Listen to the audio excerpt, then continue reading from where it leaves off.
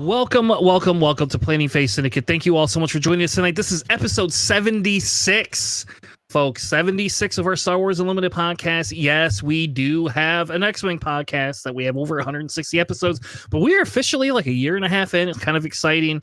Yeah, I kind of like it. I like this game a lot. There's always new revelations, it seems, with decks now. So we talked a little bit last week about the Force Throw ban. So this week we're going to be talking a little bit more about one specific deck. I kind of want to talk about Han 1. We are not going to redo all these decks for the post Force Throw meta outside of like one change I made. But we are going to talk about some of the ones that have already been like topping PQs. Because they'll either get better or worse, and then they'll change maybe slightly. So we'll talk a little bit about Han 1 tonight, just because I think that's going to be a deck you're going to see next weekend no matter what. Like, I think we've already kind of been seeing it. You're definitely going to be seeing a bigger uptick of Han 1, especially because one of the guys on our podcast just happens to always run it. So we're also going to talk a little bit about Secrets of Power. There's a couple of new reveals. If you haven't seen the reveals, don't listen to that part of it, I guess.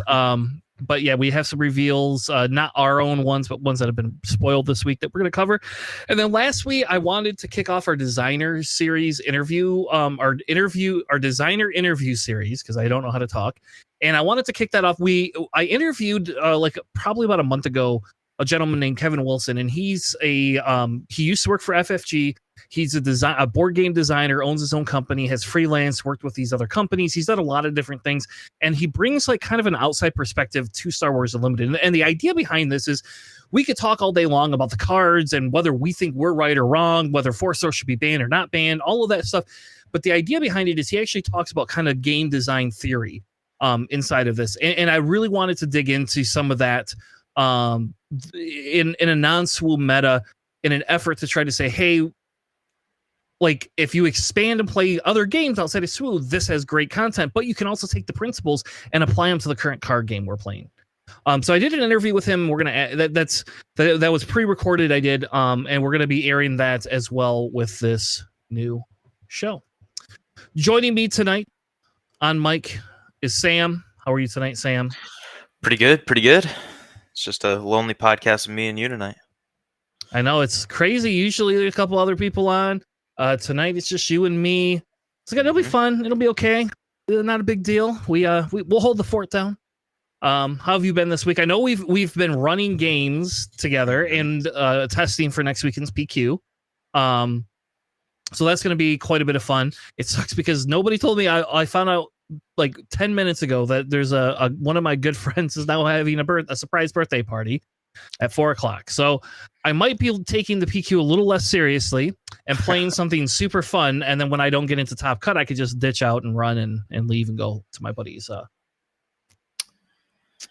birthday party. That hurts. I stayed for 9 to 10 hours at the last PQ because I was like, I gotta watch my boy win this. Like he got into top 8. All right, 2 of our other friends got into top 8. Let's do it. Let's go. So I stayed and watched the whole time. You're just gonna abandon me if I get top 8. Well, you've already made top 8 once, so it's not really like a special thing. You gotta make like the finals to make it special, Sam. That's what you gotta do. True. That will not happen, but true.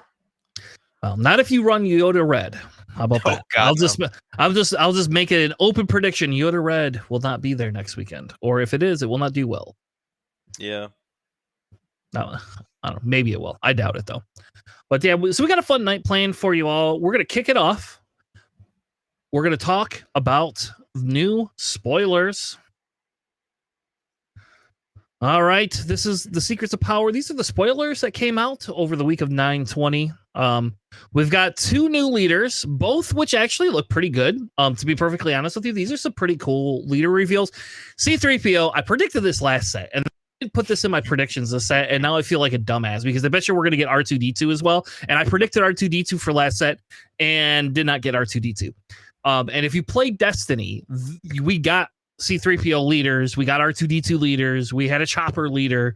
Talk to the KTOD boys, Bobby Sapphire, 100% the 3 droids to Gen Con 1 year. So I'm a little sad I didn't put C-3PO on my card this time. I kind of gave up, but We have two new leaders. Sam, which one do you want to cover? You want to be the C3PO or the Yularen guy?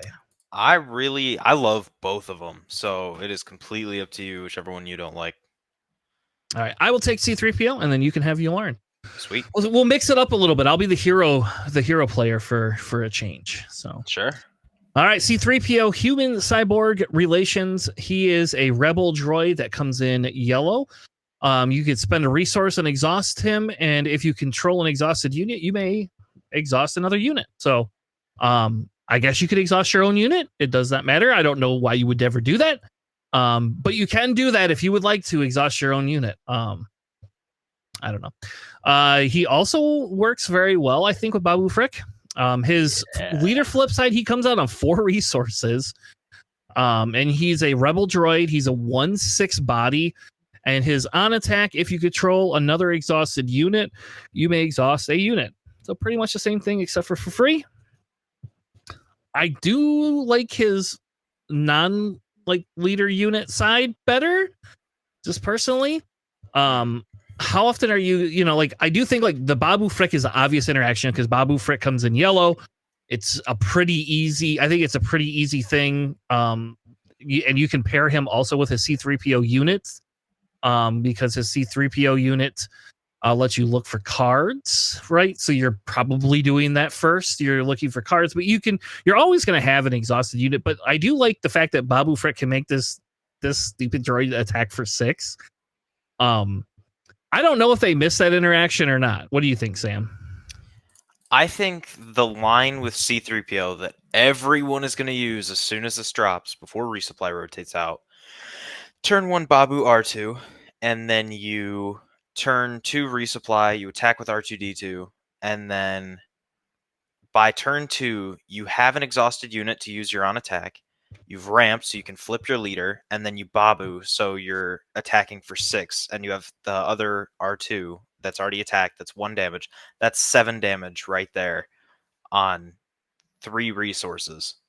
That is insanely good if you get all what you need to get and you get the right combos. It makes me wish Nabat Village was in green, or we had a base like that lets you kind of dictate what kind of cards you would get or something like that, so that you could make those pairings of what you need to get in those sequencing better. But it's like, I feel like a lot of people are going to start running Data Vault with this.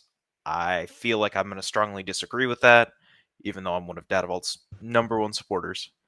And yeah, I mean, I think that combo is insanely powerful for him, and that's what everyone's going to do, and that's going to be the one deck that everyone flocks to, like how people are flocking to Thrawn right now. Like, that's going to be one of the ones. Yeah, I do kind of agree with you. I do think like there's all this like possibility of having, like it be super good as an aggro deck that we just don't know about yet, right? So like I think that there is that possibility. So I don't know. I'm not as sold on that opening line because people can just interrupt it by killing your Babu Frick. Yeah, and if you're going up against red and you face an open fire, that hurts. But if you're going up against blue villainy, you just sack the R2. And True. Then you won't get if you do resupply and deploy, you won't be able to have any insulation because a 1/6 is a lot weaker than a 6/6 when you exhaust Babu. But the thing is when you exhaust Babu and then you attack with C3PO, Babu still counts as an exhausted unit because you have to exhaust his ability to then attack. So he's already down for the count and registered before you're able to do that. So yeah, it works.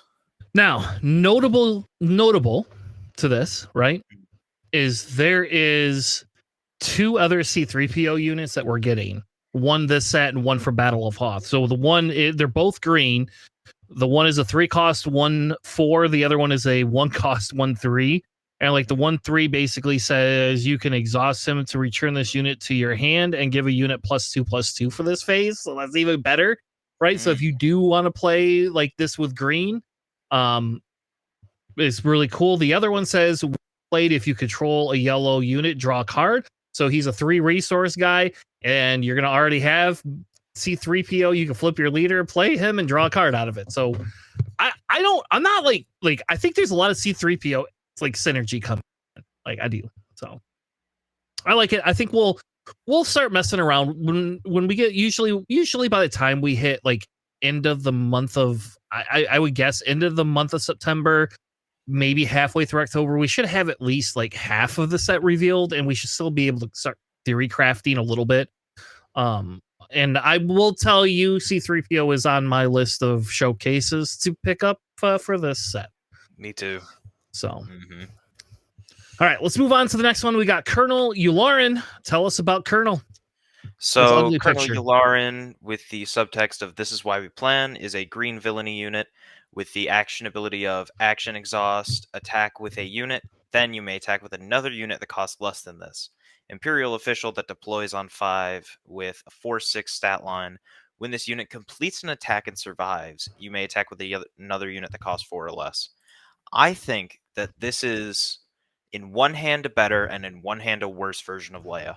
In one hand, you have he's a 4/6 when you deploy, and his before you bring him out ability is better because it's not just rebels, it's any unit. And I played a few games this week when I was playing both hero and villainy decks, and I was just keeping track in my head of when I was attacking with the same cost unit and I wasn't following curve and keep like playing higher costed units, and I was just sticking with like 3s or sticking with 4s or whatever.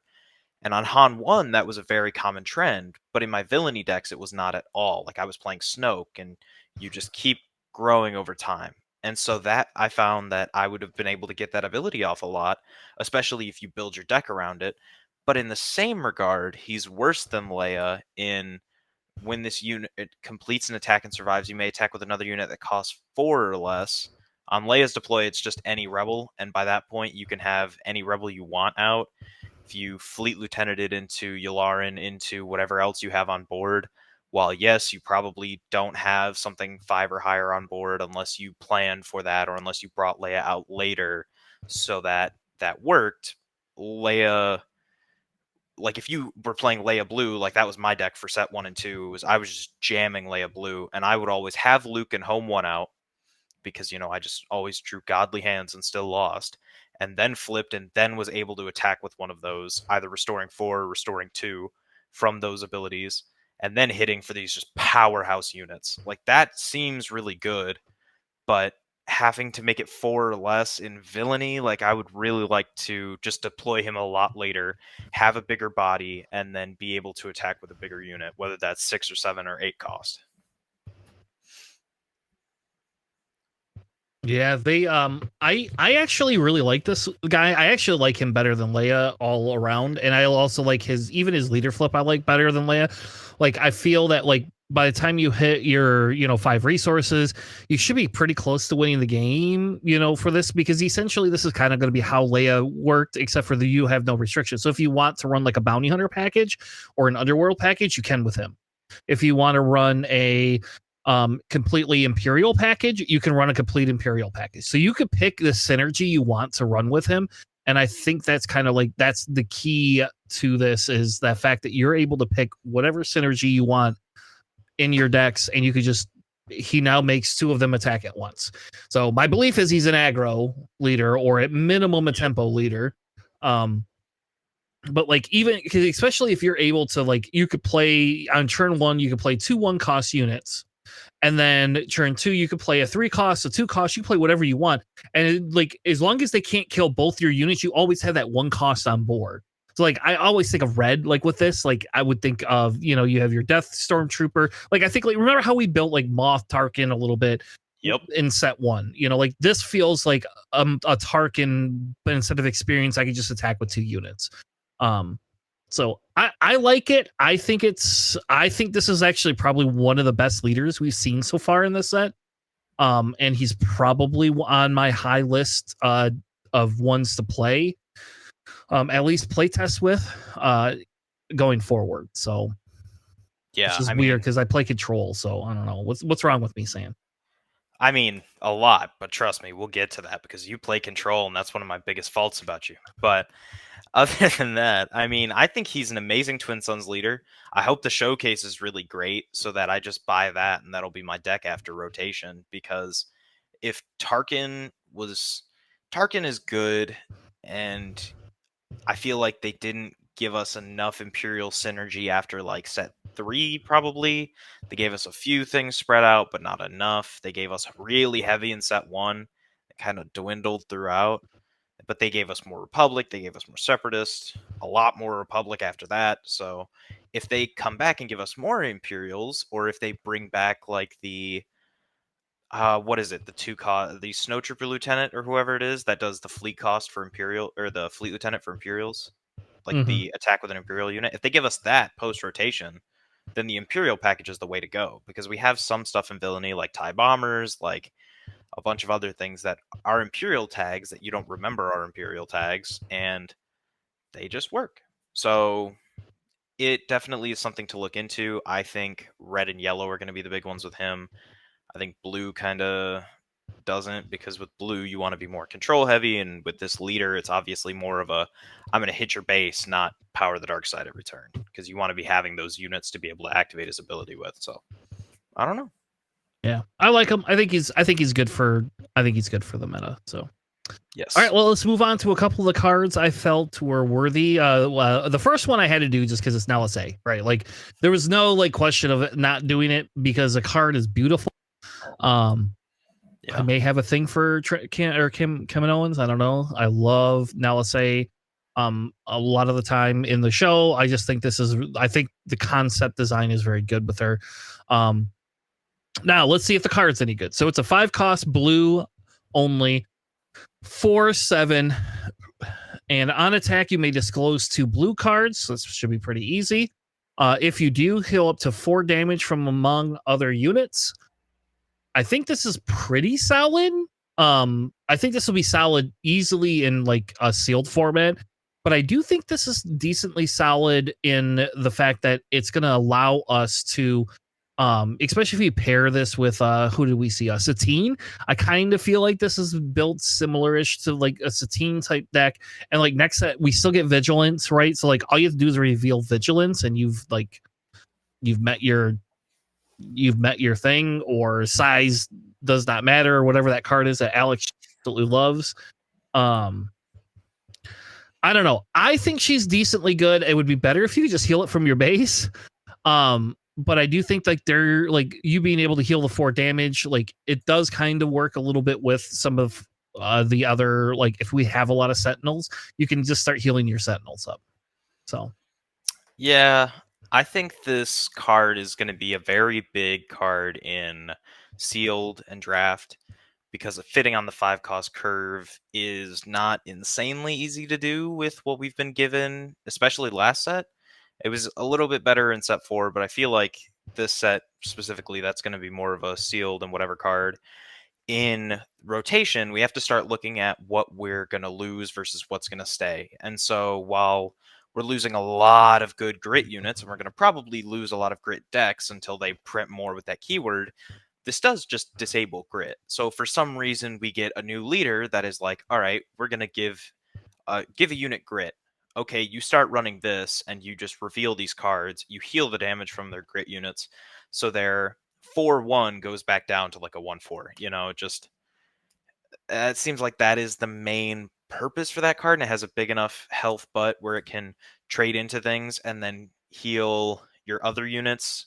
You attack, and does it say other on the card? Yeah, it does. So you can't heal itself after attacking, but there will be some good purposes with this. I hope we get some Kaminoan trait things.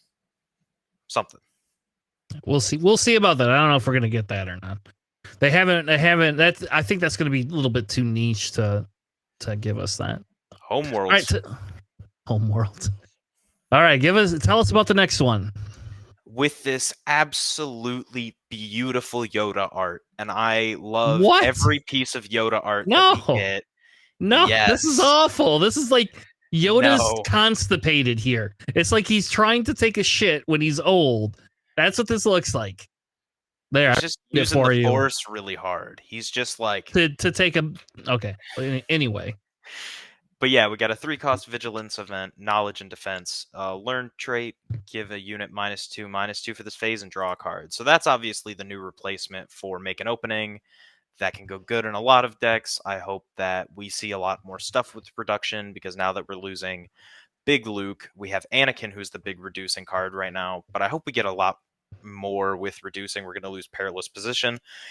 This could be a substitute for that, but instead of exhausting the unit, you're drawing a card. So now when you would play 3 for Perilous to kill a 2/2 shielded unit, you can play this and then draw a card from it. So you're not just losing that card from your hand, you're not losing this upgrade, you're now getting something back from it. And I feel like that's really good, because before Make an Opening was better because it was healing and whatever, but I think this might be better to replenish your hand, especially if we see more hand hate be printed in the next few sets. Yeah, I don't know. I love this card actually quite a bit. So like if you think about Perilous Position, that does the -2/-2, and it's just is what it is. This card can pair with like a million other things that you have. Like, so I love this card, and I love the fact that in my control decks I can kill your unit and then draw more cards. Makes my life beautiful. So draw a ray off of the card with your Yoda ability. You put it on top, and then you get it. That's just like Yoda's gonna rotate. Yeah, you're not gonna play Yoda next set. I'm telling you right now. No Yoda. You might play Ray next set though. I mean, I don't know. I've got a Ray showcase coming. So the new one or the old one? No, the old one. The new one I might buy too. That's only like $40 right now. You did buy that? I did buy it. I got it. I got a Ray showcase. I'm hoping it gets here maybe before next weekend. So I might be a Ray Data Vault guy next weekend. We'll see. But yeah, I agree with you. I like this card a lot. I don't like the art at all in any way, shape, or form. But I do like this card as like. And again, as a control player, like when you burn, your goal is to, you have to at least be able to burn 1 card per unit until we get to the late game. And then we got to burn 1 card for multiple units. Otherwise, we just lose, right? And I think that this card is great in the 3-cost slot. I could play this turn 2 and kill your Director Krennics that you put down right away. And then I get a card back from it. So it's like win-win-win for me. And if I put a Pershing down, I could Pershing, get a card, and play this card and get a second card. Like, I don't know. Like, I love this card a lot. If you have space foils of this card you don't want, sell them to me. I will buy them. It's not even out yet. All right, whenever they come out. You know what I mean. All right, let's move on to the next one. I don't even know how to say her name. Mirage Sintel? Yes, there you go. Mirage Sintel. The weak deserve to kneel. There you go. She's pretty villain in that aspect. She is a 5-cost red villain unit with a 3/7 separatist official. When a friendly unit is attacking a damaged unit, the attacker gains overwhelm. When played, you may deal 3 damage to a damaged unit or to an undamaged unit. I love this a lot. I'm a little upset by her only 3 power. Like, yeah. I don't really like that, but I mean, I will say this ability, in my opinion, is super powerful because it's just a friendly unit. So this works on yourself. So you could kill something with 1 or 2 health and it will do 1 or 2 overwhelming damage to a base. Like, this is going to be a good card. This is like a card that when they play it, you have to kill this card, because otherwise, if they have an aggro style, everything's just doing overwhelm.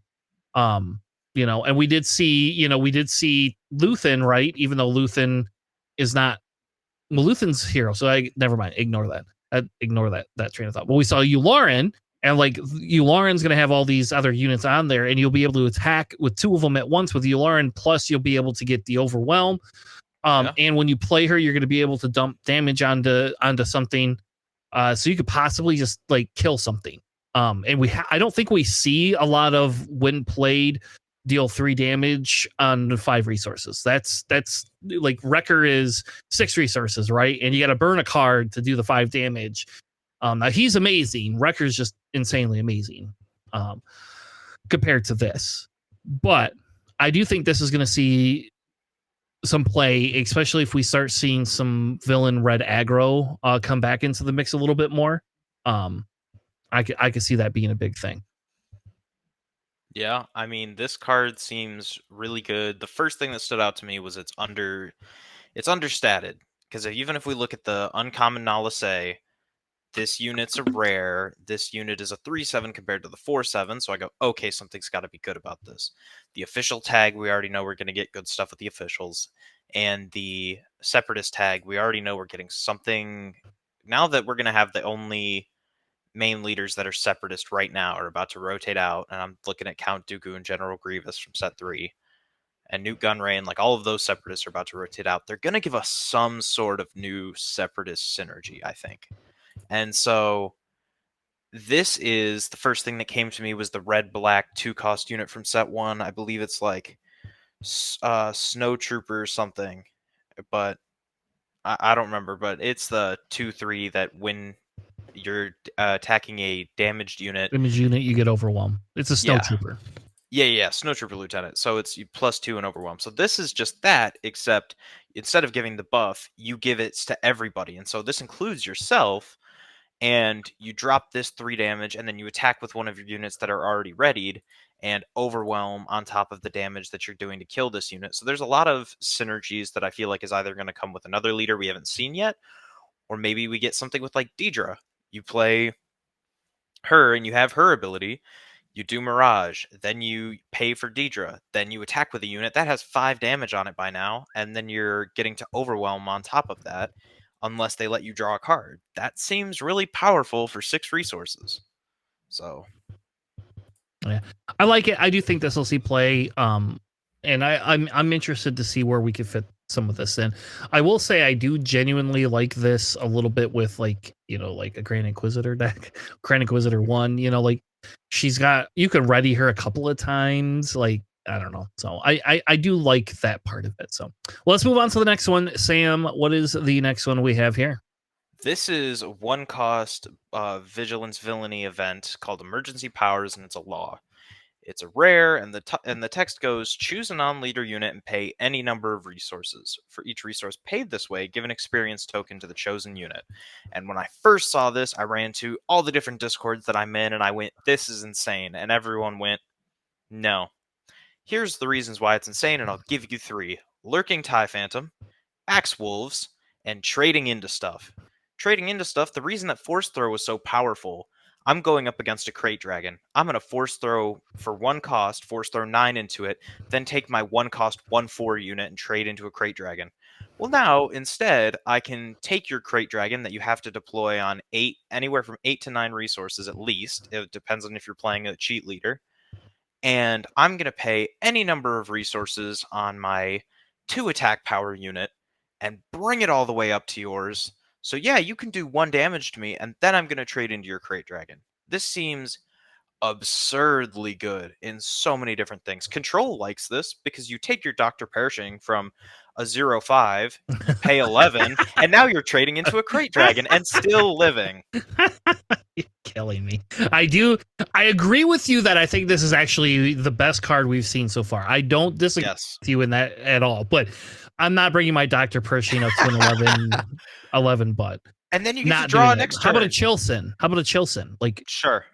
Like I could put a Chilson down as a 6, right? For 4 resources, and next turn I could play this for 1 resource and literally make him an 11/11.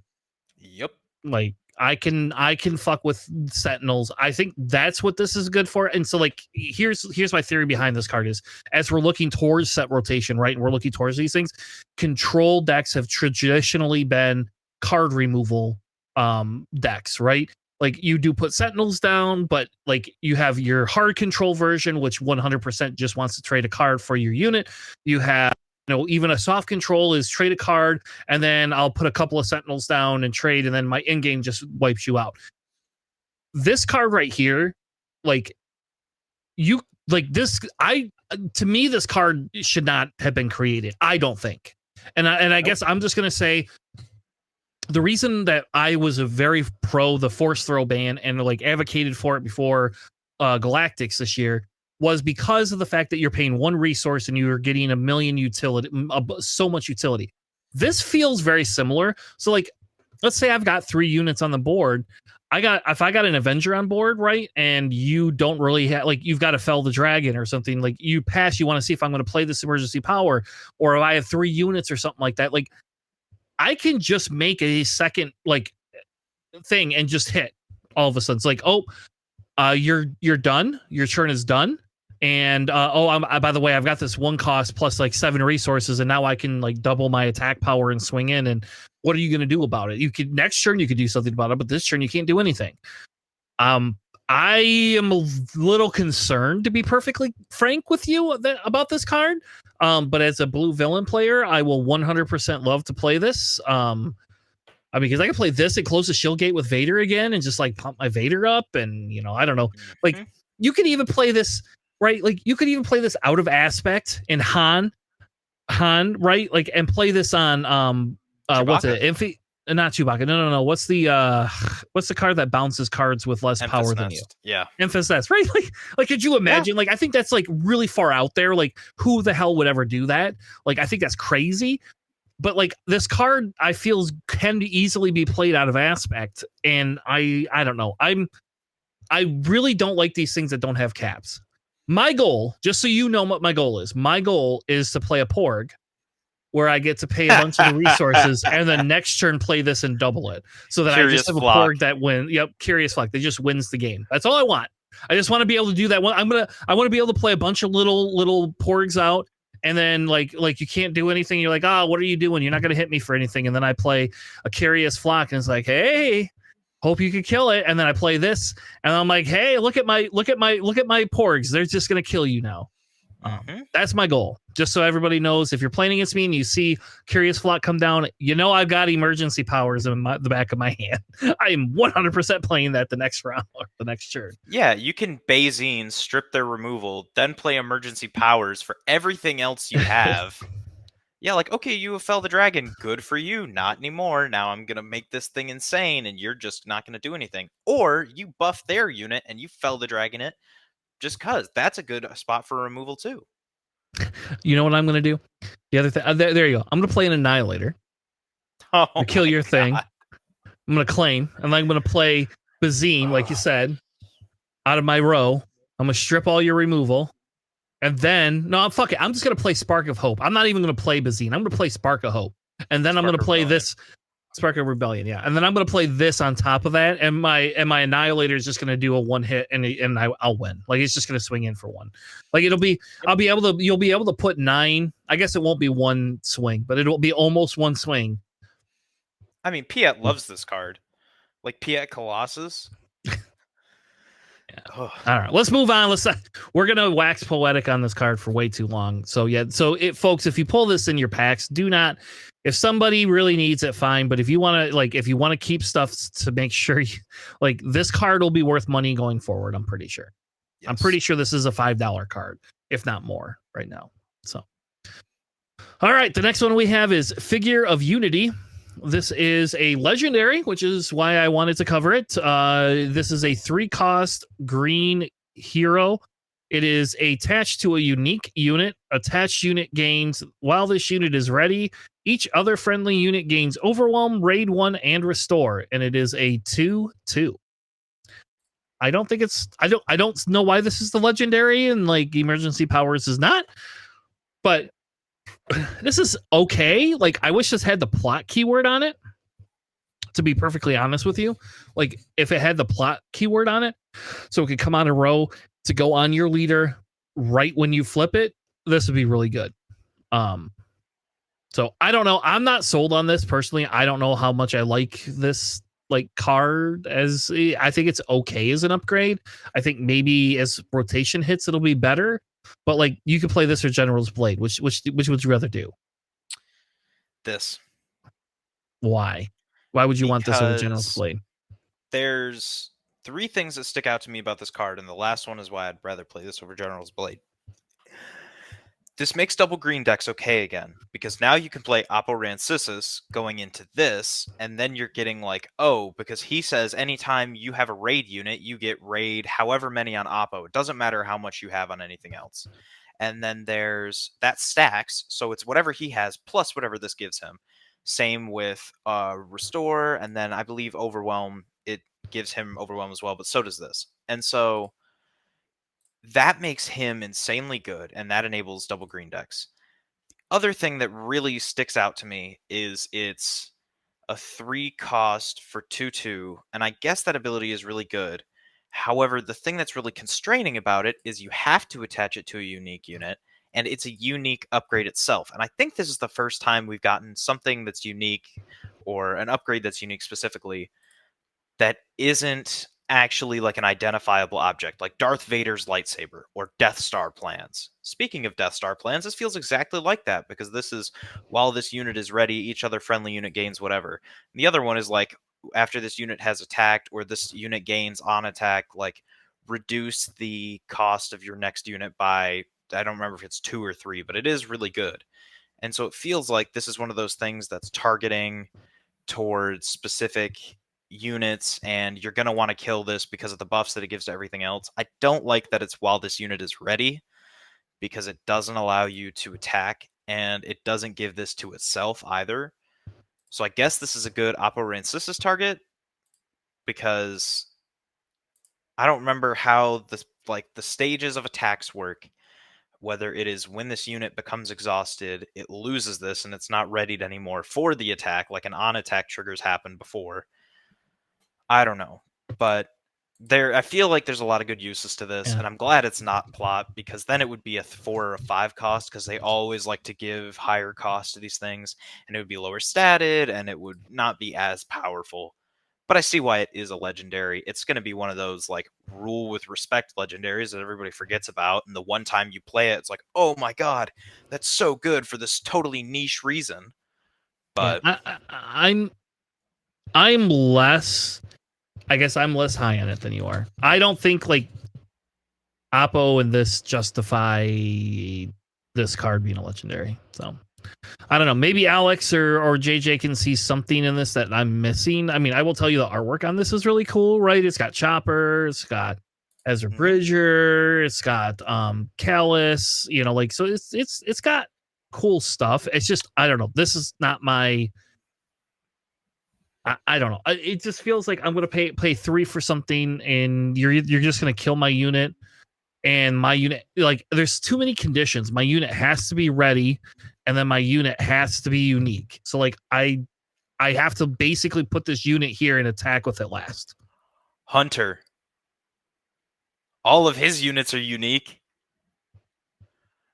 Oh baby, we got Hunter double green. Let's do it.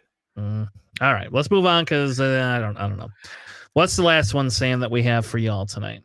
We have a 5 cost red space unit that is the Punishing One Takes No Prisoners. It is a 3/5 underworld vehicle transport, and this unit gains raid 1 for each damaged enemy unit. When played and on attack, you may deal 1 damage to this unit, and it is a rare. That is, if Django was around, this unit would be terrifying. Like, I would be just done. I feel like it's understated. I feel like I would rather it be a 2/7 for 4 or something like that. Like, I feel like it had more health and just gave you more opportunity for the raid to stack a lot higher with less attack. Because a 3/5 for 5 really sucks. I'm playing a 3/5 on 3 resources as of last set with like Obi-Wan, or as of all these other units, and this just doesn't feel like it really stays the same stat wise. I mean, I don't know. I agree and disagree with you. Like, it's going to be meant for niche decks.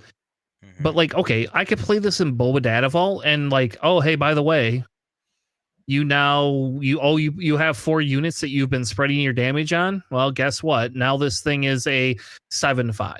Merry Christmas, you know. And Yep. I'm gonna flip Boba on this, and Boba's gonna sit on this. Yep, everybody gets 1. And it's thematic, right? Like, I mean, this is not Boba's ship, right? This is Dengar's ship, but you know, it's thematic, and like, I agree with you. Thank God Django doesn't still exist, because we would be crying. Triple But Dark Raid, baby. yeah, I mean, yeah, yeah, or sneak attack this thing in, right? oh my gosh, it would just be horrendous in Django. But we don't have Django, but we do have a Boba Fett that does indirect damage to people, and like this ship then becomes a big target. I do agree with you. It's probably a little bit more niche. It probably doesn't need to be a rare. There is usually a lot better things you're playing on 5 resources. But I will say, like, I wish this had 1 extra health. I wish this was a 3/6. Yep.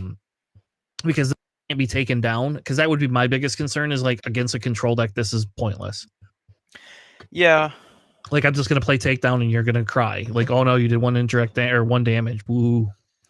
Like if this had 1 extra health, I couldn't just take it down. I have to use a different spell. I have to use a vanquish spell, or I have to wait a turn and use a rival's fall spell, or so. I don't know. I think we'll have to see. I do think there'll probably be some sort of play for this. I do think in and of itself, if you can't get damage on other units, or there isn't other unit sandwich, this card is worthless. But I do think in some styles of aggro decks, I do think that I can see this being pretty good. Like Kylo Tarkentown, I think would love this type of thing. Kylo to Tarkentown, I apologize. Yeah. Like something like this, I think he would like this, because by the time he's coming out, this does the attacks. It can finish something off. It can just, I don't know, it can do a lot of things. So I'm not. I think this is better than Figure of Unity. How about that? There you go.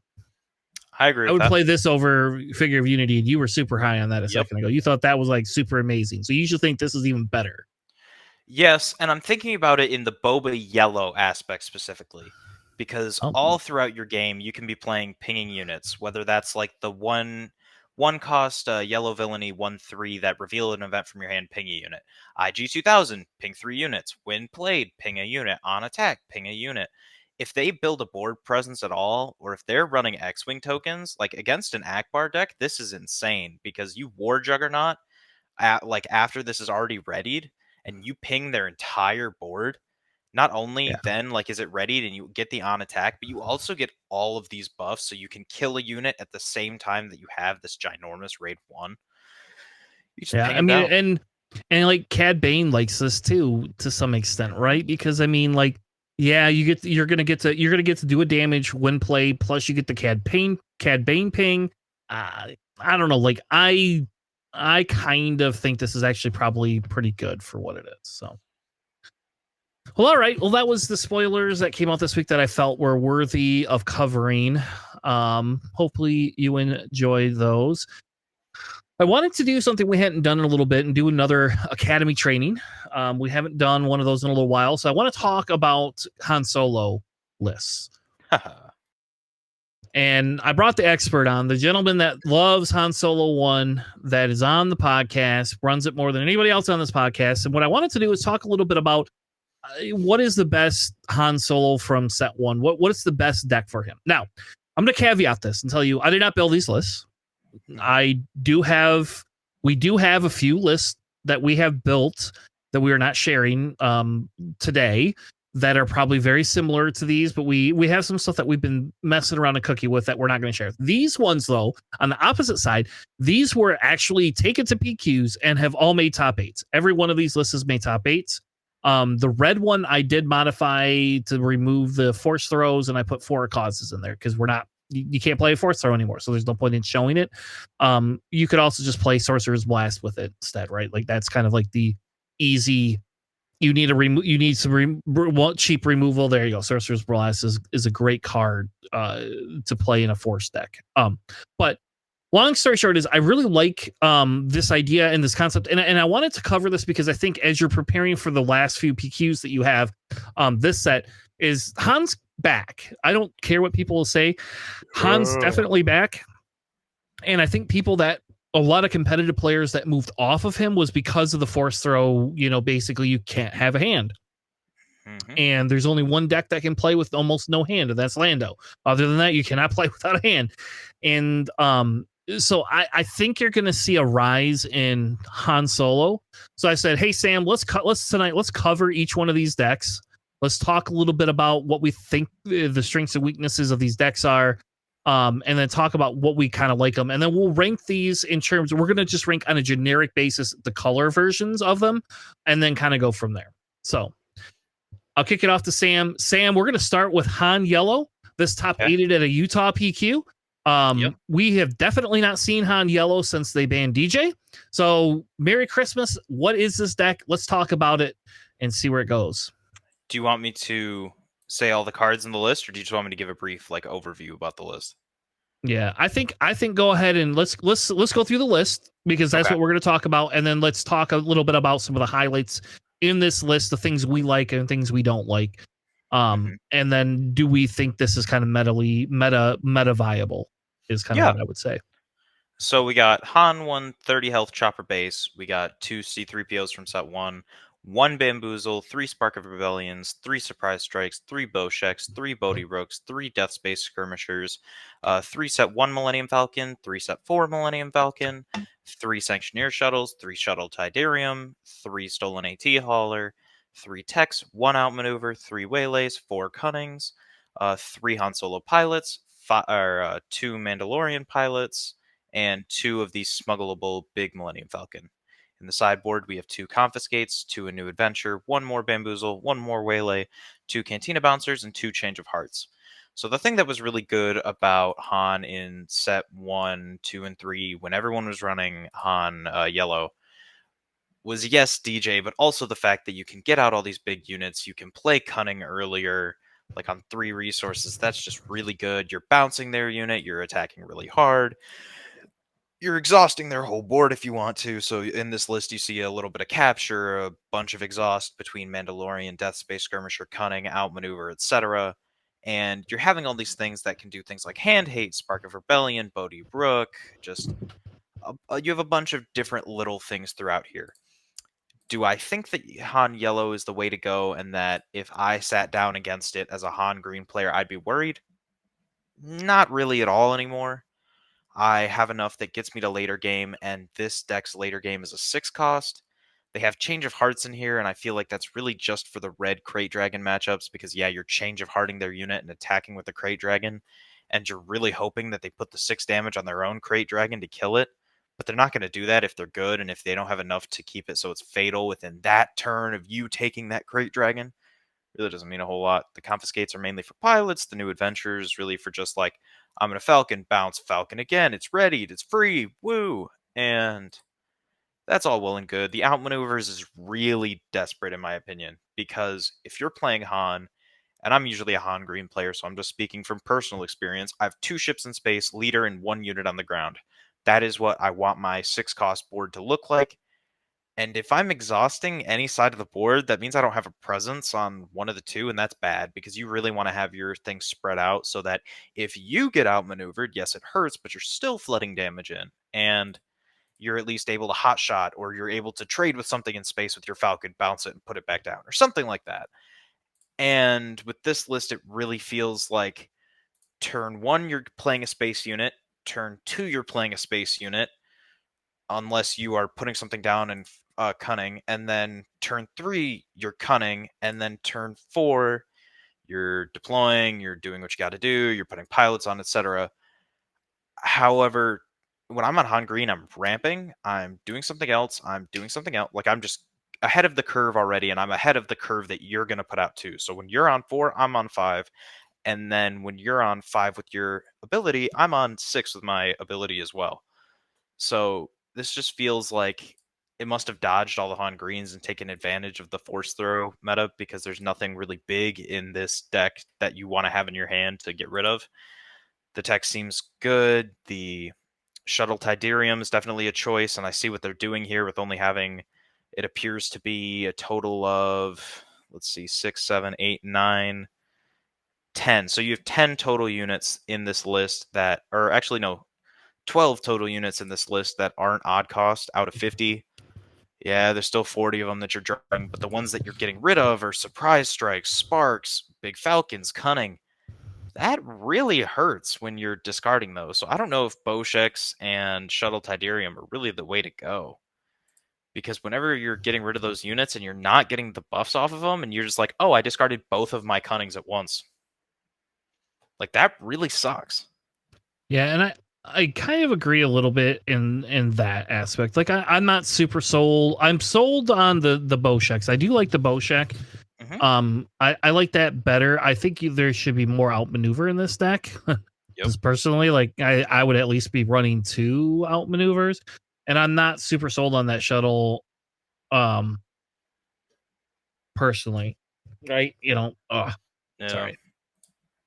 So I do like that piece of it. I think the bigger question though, Sam, is like, okay, so the idea here is like you still want the card draw and you want a little bit of exhaust, and you want a little bit of capture, but there's no low cost capture stuff in here. So like, when are you playing Sanctioner Shuttle?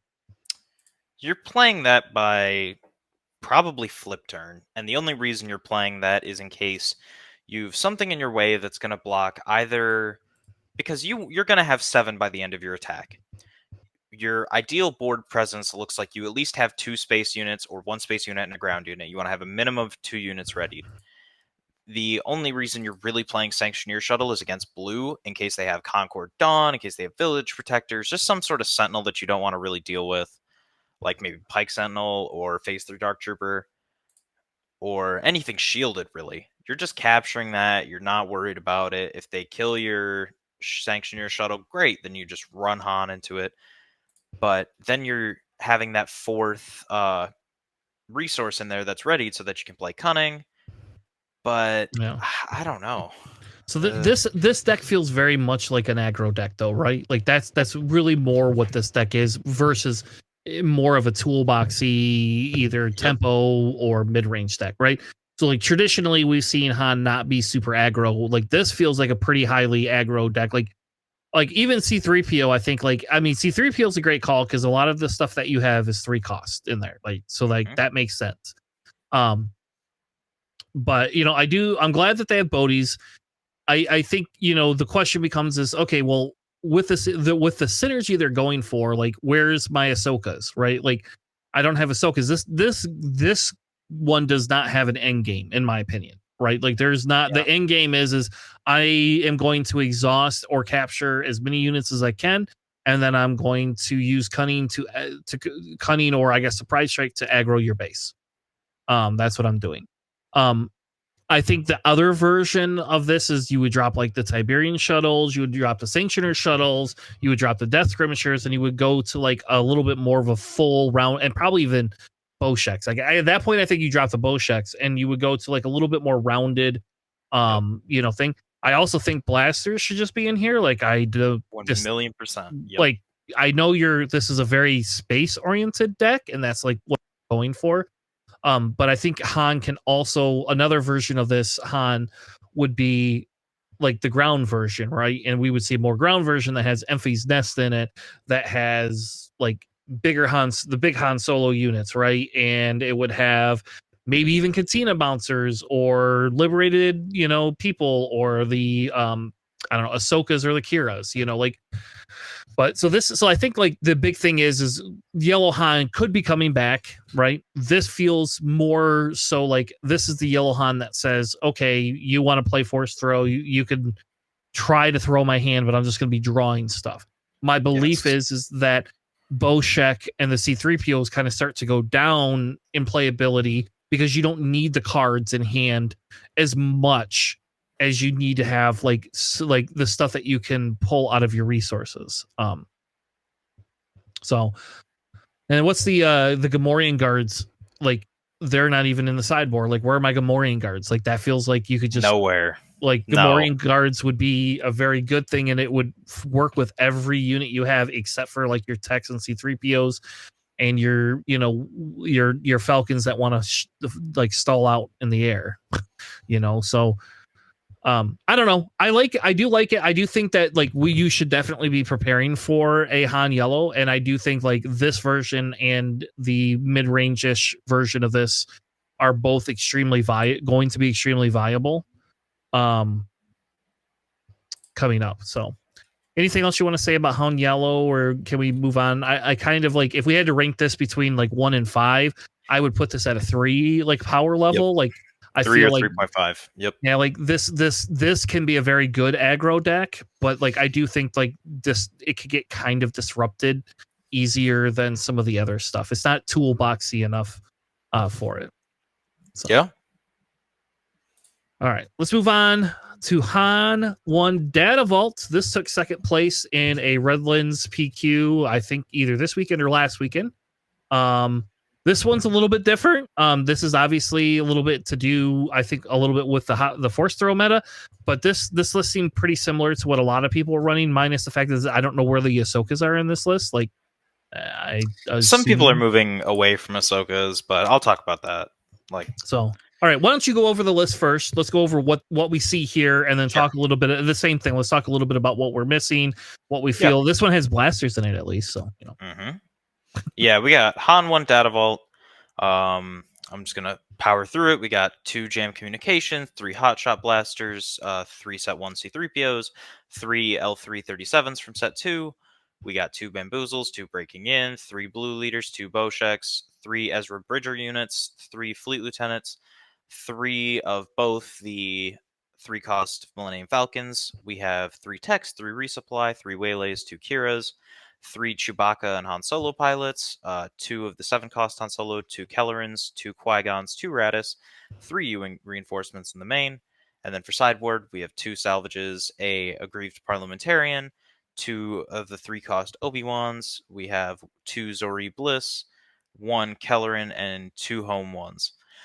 I ran something insanely similar to this back in Set 4. So my only real changes was I didn't have access to Kelleran, Qui-Gon, or Obi-Wan's yet, but that was really the only difference. And so, like, this is great and all. There's one thing that I'm gonna steal, and I'm gonna put Ezra's in the main of my decks, because if I face a pillage, great, you've gotten rid of the cards that are in my hand, but now I'm able to use Ezra and use the top card of my deck as a hand as well. And also, if I have Ezra and I attack before I Han Solo ability, I can look and decide if I want to play it before I attack, and it becomes one of the bottom of my resources.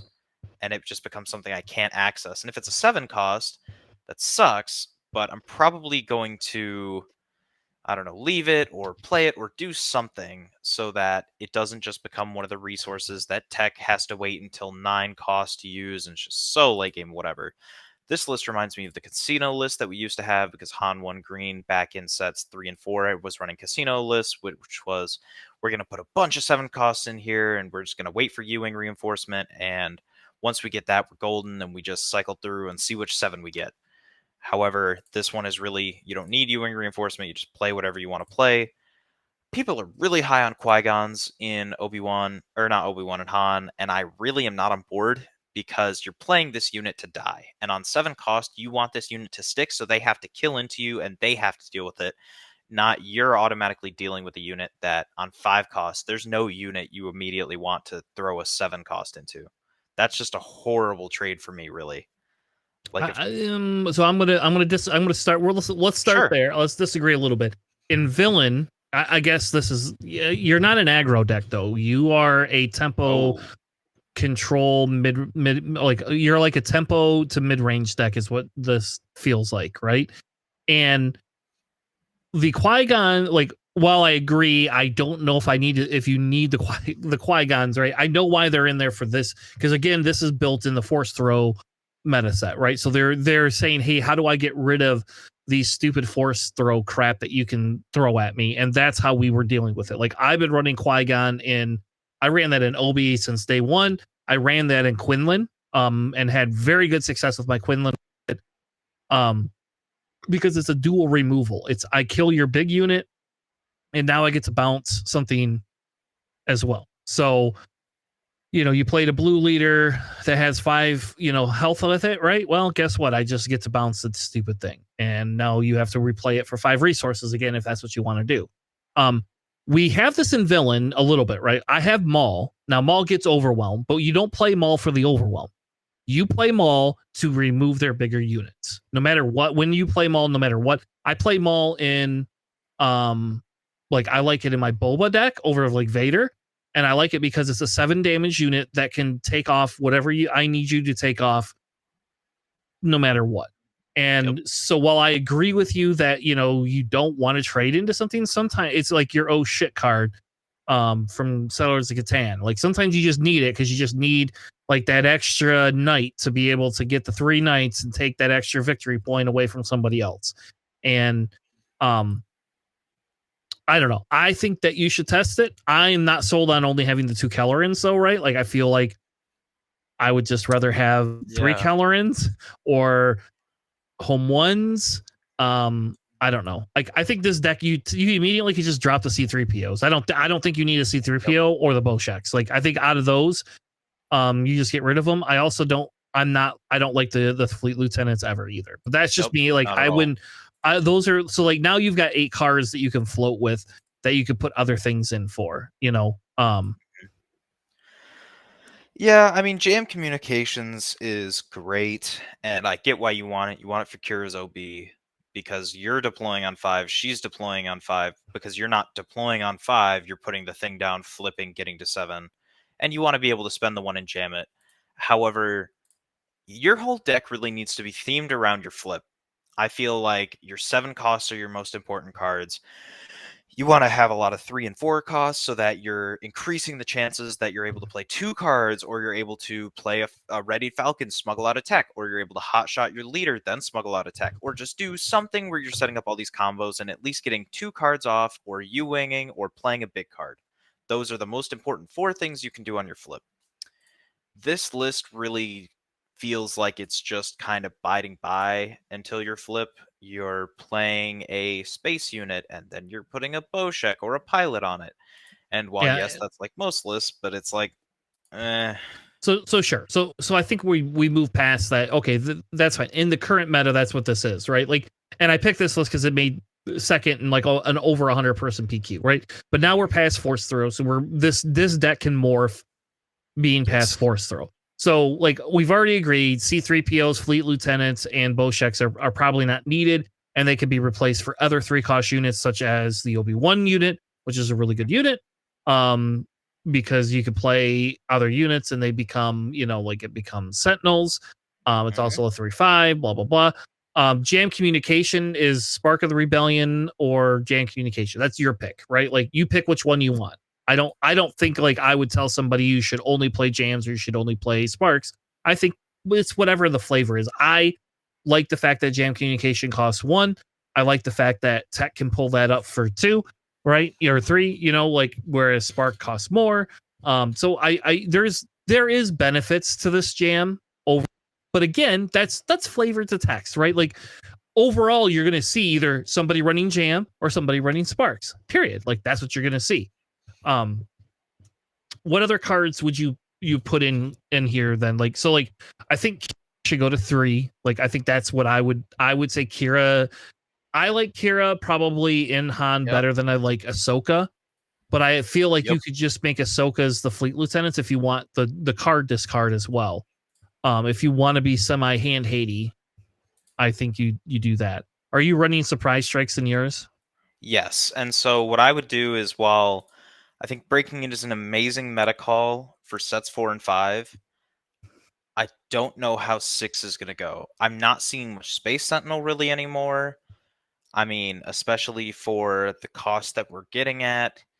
And there's never a point in the game where you have space units that are alive by when someone plays a Devastator for 10 cost that you're really like, you know what's going to save me right now? A breaking in. Because they've healed by then, they've wiped your board several times since then, and they've put you on the back foot. If anyone ever gets a green Devastator out against me, I concede.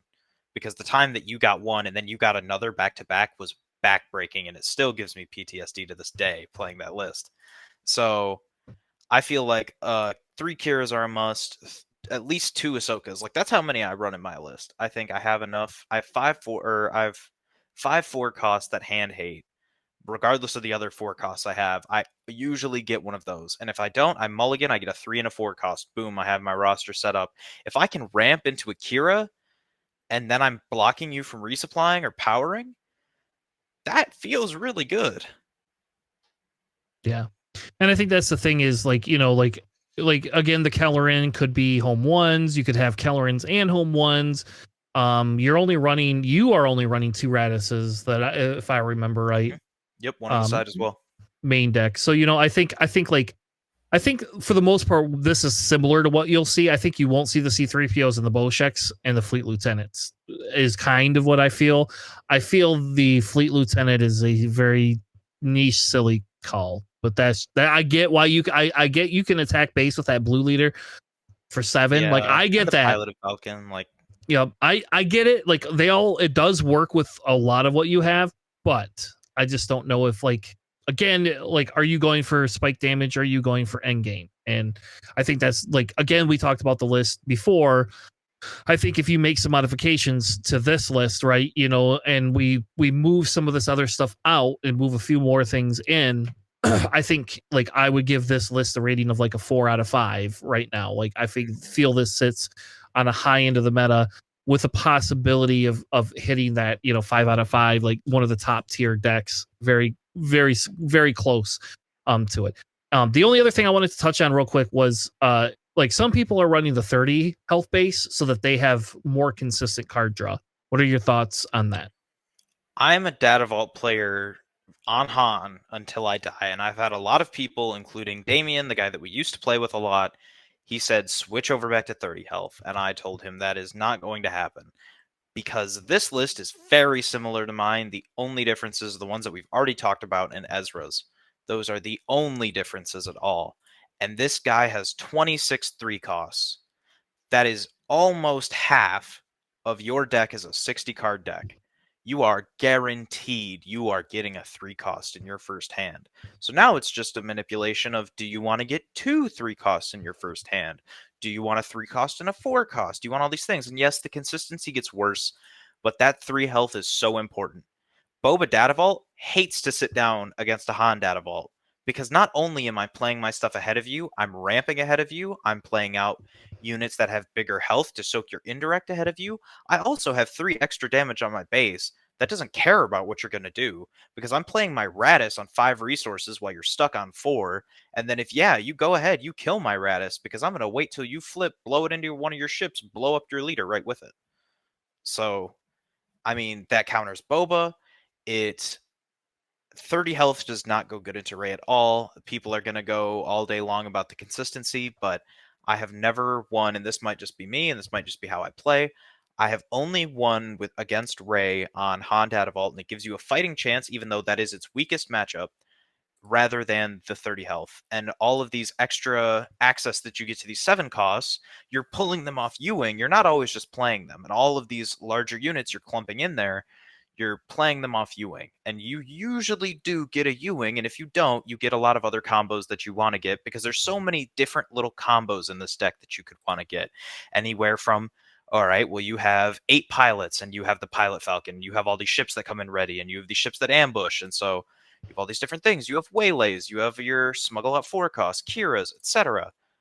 You are always getting something you need in 60 cards, even though it is 10 more than you usually have, and people are like, oh no, the inconsistency, blah, blah, blah. It's not that inconsistent. So, all right, well, let's move on. The next deck I have is a Han 1 blue Force deck. I think we've seen the Han 1 blues transition to Force. I think that's probably the natural. With set 5 dropping, that's kind of natural. Like, I don't know if there's even like a reason why we would want to see a Han blue non-Force deck, but maybe there is. So this deck is kind of close to my heart outside of I don't understand the powers, but that's fine. I decided I don't know. That's just not my. It's not. I get it. It's just not my. It's not my thing. But I will say here, like so. Let's go through the list. But I do think like I like blue the best. We got to talk a little bit about whether this deck can handle some of these other decks, right? I personally do think this deck beats the other Han decks, but we'll talk about that in just a minute. So this one runs 2 jams, 3 hotshot blasters, 2 L337s, 2 secret sages, 3 yaddles, 2 bamboozled, 2 surprise strike, 3 Ezras, 2 of the yellow Ezras, 3 of the yellow Falcons, 3 techs, 3 Venestras, 2 Yodas, 3 powers of the dark sides, 2 turrets, 2 internet warriors, 2 Kanans, 2 shatter points, 3 Anakin Skywalkers, 2 Depas, and 3 Luke Skywalkers. The sideboard is what's the first card? Well, I don't even know what that card is. The first card in the sideboard? Yeah. That's Hello There. from set 3 that -4, Oh, -4 if it entered this phase. all right. So 3 hello there's, 3 Kiras, a third Shatterpoint, 1 Rival's Fall, and 2 Enfys Nest. So Sam, what do you think about this list? Let's talk a little bit about this list. I think this list does things better than some other Han lists.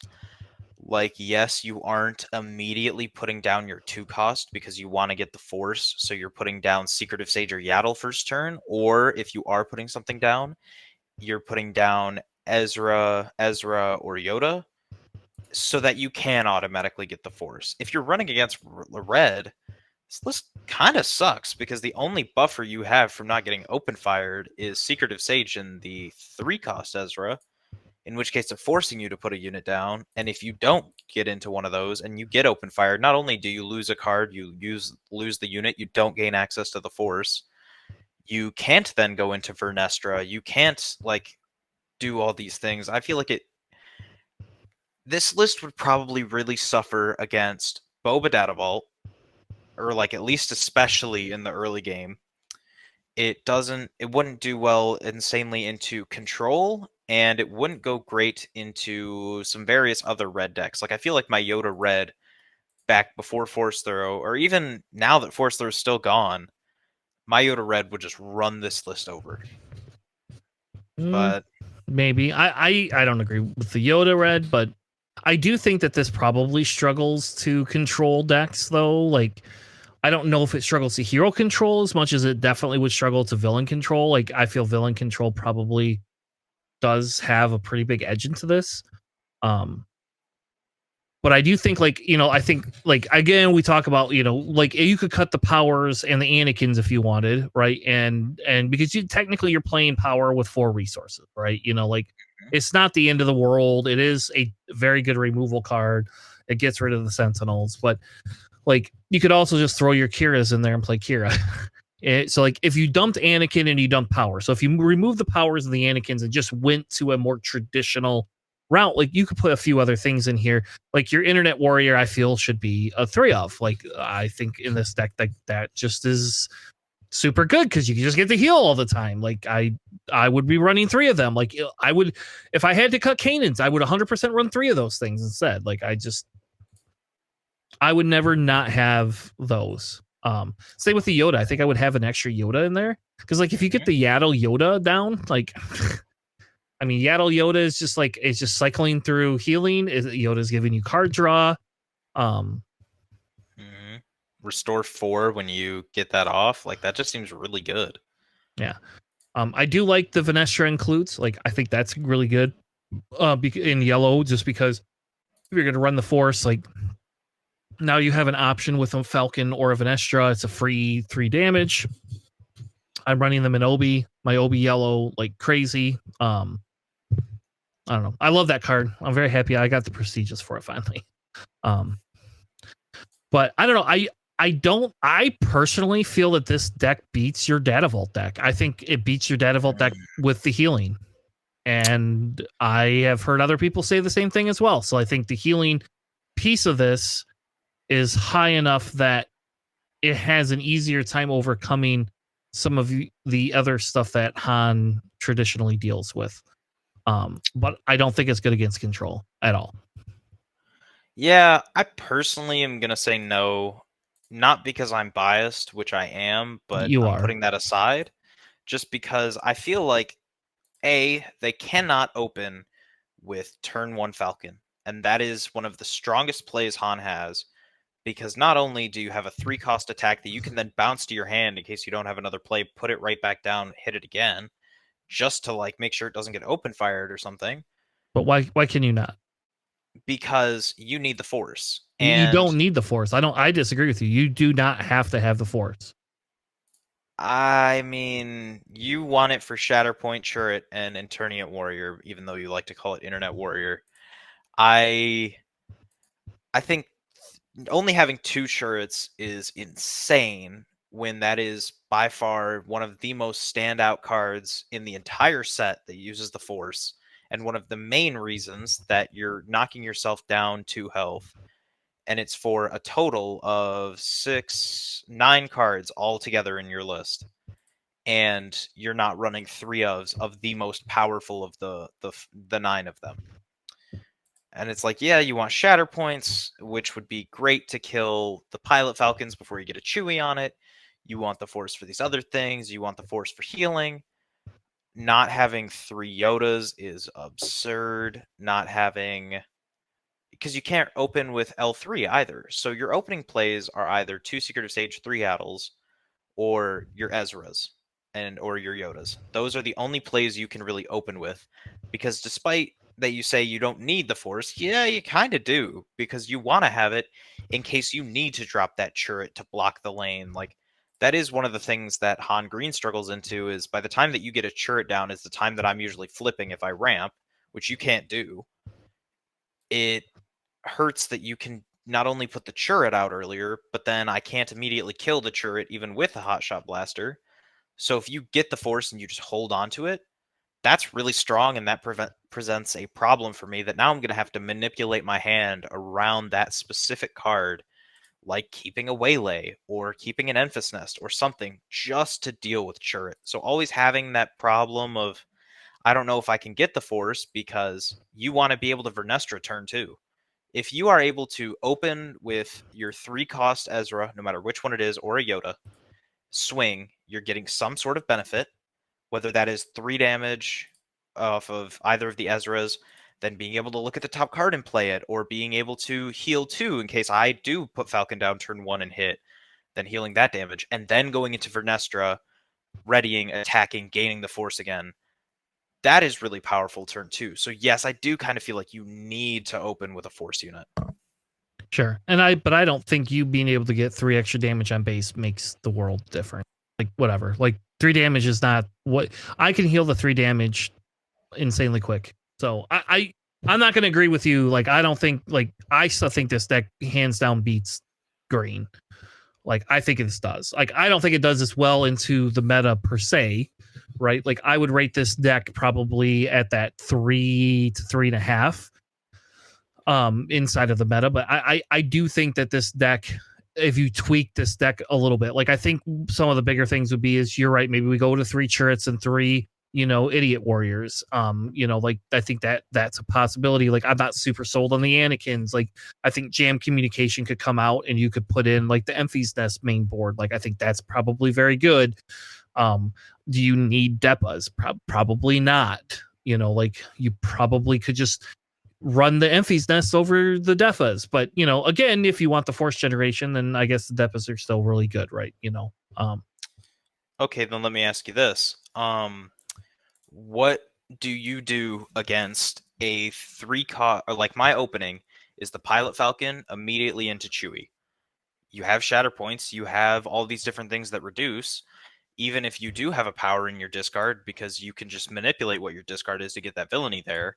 You're only reducing me by -6/-6, whether that is with Luke or with Anakin. Can't kill me with Shatter Point, can't kill me with removal, and you have no Space Sentinels. Actually, your only space unit, it looks like, is the 3-cost Falcon. And I'm gonna bamboozle it, or I'm gonna race the board. I could still exhaust it with bamboozle. You can also dump communications. Just literally go into and go into sparks, right? Like, and then that fixes the problem. I just spark you and take your fucking Chewie. Yep, you no longer have Chewie. See ya. You can't even play it from your resource row anymore. Mm-hmm. So, like, maybe sparks are the better call. I think jam communications are there for the force throw, right? So, like, we got to think this deck is built against force throw decks. Like, as we transition into the new world, maybe jam communication is not needed. We can just run Spark of the Rebellion, and Han doesn't care. And that's so there's a million things that you can do to change that if you want. Same way as you could dump your Spark and run something else. Like, this deck is saying, I'm going to do nothing but heal and lane dodge you, is what it's saying. Maybe outmaneuvers belong in there. I don't know. For sure. Yeah. And like, Chewie was not a big thing. So, like, that's where then the discussion comes into the confiscate. So again, like, you're thinking, what do you do against post force throw? And I'm saying, hold on a second. Like, this deck specifically is built pre-force throw. Now we're in the post force throw ban. You change up and you consider what you could do, because I could throw entrenched in there and you're Chewie now. You're just screwed. Like you don't have. What are you going to do to remove that? You're going to have to waylay your own unit. Like that's the only way you are going to get rid of entrenched unless you start running confiscates. So I don't know. Like I still think, based on what a lot of people have been saying and based on my experience with this style of a deck, I think this does beat that green deck pretty hands down when it comes to being able to heal and some of that other stuff. But I would change some of this, though. I agree with you. Like I think some of this is a little could be changed a little bit. Like I'm not super sold on the 3-cost Ezra, blue Ezra as a force unit in there, right? That I think is actually the best turn 1 play they have, because it can't be open fired, it could be takedown, it could be force throwed if they force throw themselves, but there's no guarantee. When you force throw me, I'm giving you a 3-cost. Yeah, but now I'm past force throw, right? Like, so what can kill it? You know, like maybe nothing kills it, I guess. Then Secret of Sage is really good too, though, because that's a 2-cost. I'm playing on curve. I don't have to resource a card yet. Yaddle, same there. Yeah, Yaddle's the same way. Yep. I think Yaddle, to me, Yaddle is probably the better turn 1 play. But if you're not playing against red, yes. No, I don't know. If you have again, now we're talking like if I have first player, I play Yaddle. What are you going to do? Not play a unit and claim and kill it? Okay, well now you didn't do anything for 2 turns. We're even. I don't care. You know, like that's I don't worry about that part of it. You know, like you're thinking you gotta move your mind. You're thinking, well, this is what my Yoda deck does. Well, Yoda's a control deck. Like your Yoda deck is a soft control deck. That's what that is. And so like that's why you're thinking in that terms. The same way as like I play villain control. If you played Yaddle turn 1, I'm just gonna claim power it. It's the same concept. Like these decks aren't designed to go wide, right? To begin with. And so that's the big issue. Like that's where maybe the green ekes out the control piece, because this doesn't have the Kellerans and the U-wing reinforcements and the home ones that allow you to bring a wide board, which screws with, you know, villain control. This can't do that. So I do think that this dies to control decks, personally. Yeah, I was thinking more in the regards of any Tarkin Town deck, Quinlan, or just decks that are running open fire like Boba, Yoda, and pretty much most of the red decks that just replaced force throws with open fires. Yeah, but I think again, and it goes back to like I play a Cad Tarkin Town, like I'm gonna pass. Cad's gonna play something or not, and then Cad can swing into it and he's not gonna kill it. Like there's nothing Cad can play that's gonna kill Yaddle or Secret of Sage specifically if you play around their Tarkin Town. It's not like they can get it for free if you don't have a unit on board, you know? So, All right, well, let's move on to the last one. Han 1 Force. This one came second place in a Poland event. This was running Force Throw. I do not know if this deck dies because you don't have Force Throw. I don't know. This is different than the deck I was playing. So I played the Han 1 Force deck, and this is not it. So, this is a lot different. But this one is the 25 health base. They're using Vader's Fortress for whatever reason instead of the other one. 28 health base. Yeah. This one is 3 blasters, or hotshot blasters, 3 of the Adi Gallias, 2 L337s, 3 of the Younglings, 3 Surprise Strike, 2 Armed to the Teeth, 3 of my Smuggle Cassian, 3 Ezras, the yellow Ezra, 3 yellow Falcons, 3 Finestras, 3 Forakas, which is what I added in there instead of the Force Throw, 3 Ahsokas, 3 K2SOs, 3 Kiamatis, 3 Poe Damerons, 3 Depas, 2 Mace Windows, and 2 Wreckers. And the sideboard is Confiscates just for your Chewies, 2 Bamboozle, 2 Spark of Hopes, 2 Grogu, which I don't think we've seen Han 1 run Grogu, and then 2 of the big Hans. What do you think of this deck? And again, just ignore the four causes for a second.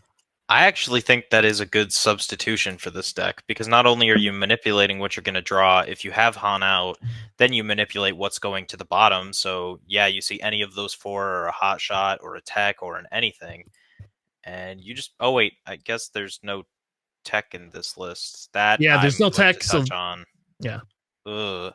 But I mean, you see a Cassian, a blaster, like any of that, or an arm to the teeth. You just put that right on the top, and then you attack with Han, and then you're manipulating what the cards are after that. And so that's really good substitution, actually. But I think this list is both good and bad. Your top end is Wrecker and Mace and Deppa. That's all well and good, but I would rather have a Poe than any of those personally. And if I'm running both Poe and Wrecker as my cards back to back, I'm running Sabine because I want the ECL ability off that. But I see what this list is trying to do. I like the Grogu's in the side because I do often find myself with Han with a blaster and 2 damage on him. All right, great. Now I would have Grogu and I can take the damage off my leader and put it onto one of your units and either kill it or make you trade into my leader now. Like, I'm going to put it on your Luke Skywalker unit. Now, if you want to kill my Han with your Luke, you're going to straight up trade into him instead of having that 1 damage left over.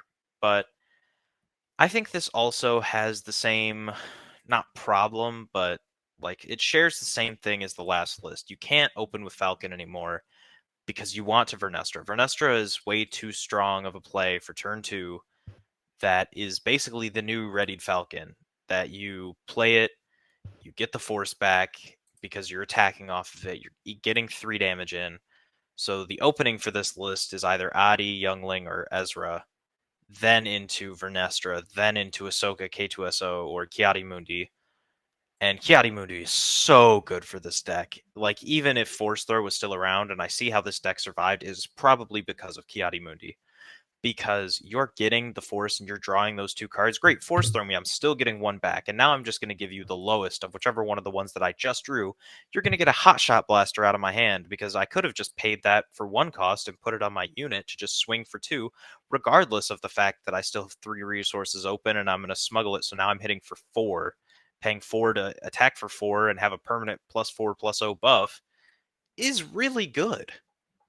Yeah. I think the arm to the teeth feels like kind of like tech that we use in like villain decks, and like Hero never really picked that up outside of Lando. I think Lando's the only one that really like picked anything up for that arm to the teeth. So I do agree a little bit with you. Like I don't think this like I was running a Han 1 force, but mine was a lot more aggressive than this one was. And I did have arm to the teeth in mine in main board. So I also was only running 2 of them, but this I think this deck is decent. I agree with you. I feel this one suffers a little bit more with the fact that you do have the Finestra. Your for a cause could possibly be like the Sorcerer's Blast. If you want removal, you could also just throw Waylays, right? Like Waylay works in there, or I don't know what else. What else is a good removal in yellow that like we could just throw in there? It's a 3 cost. Open Fire. There you go. Okay, you can just put open fires in there instead of the force throws. Like I think open fire, if you want the removal, is probably the better one.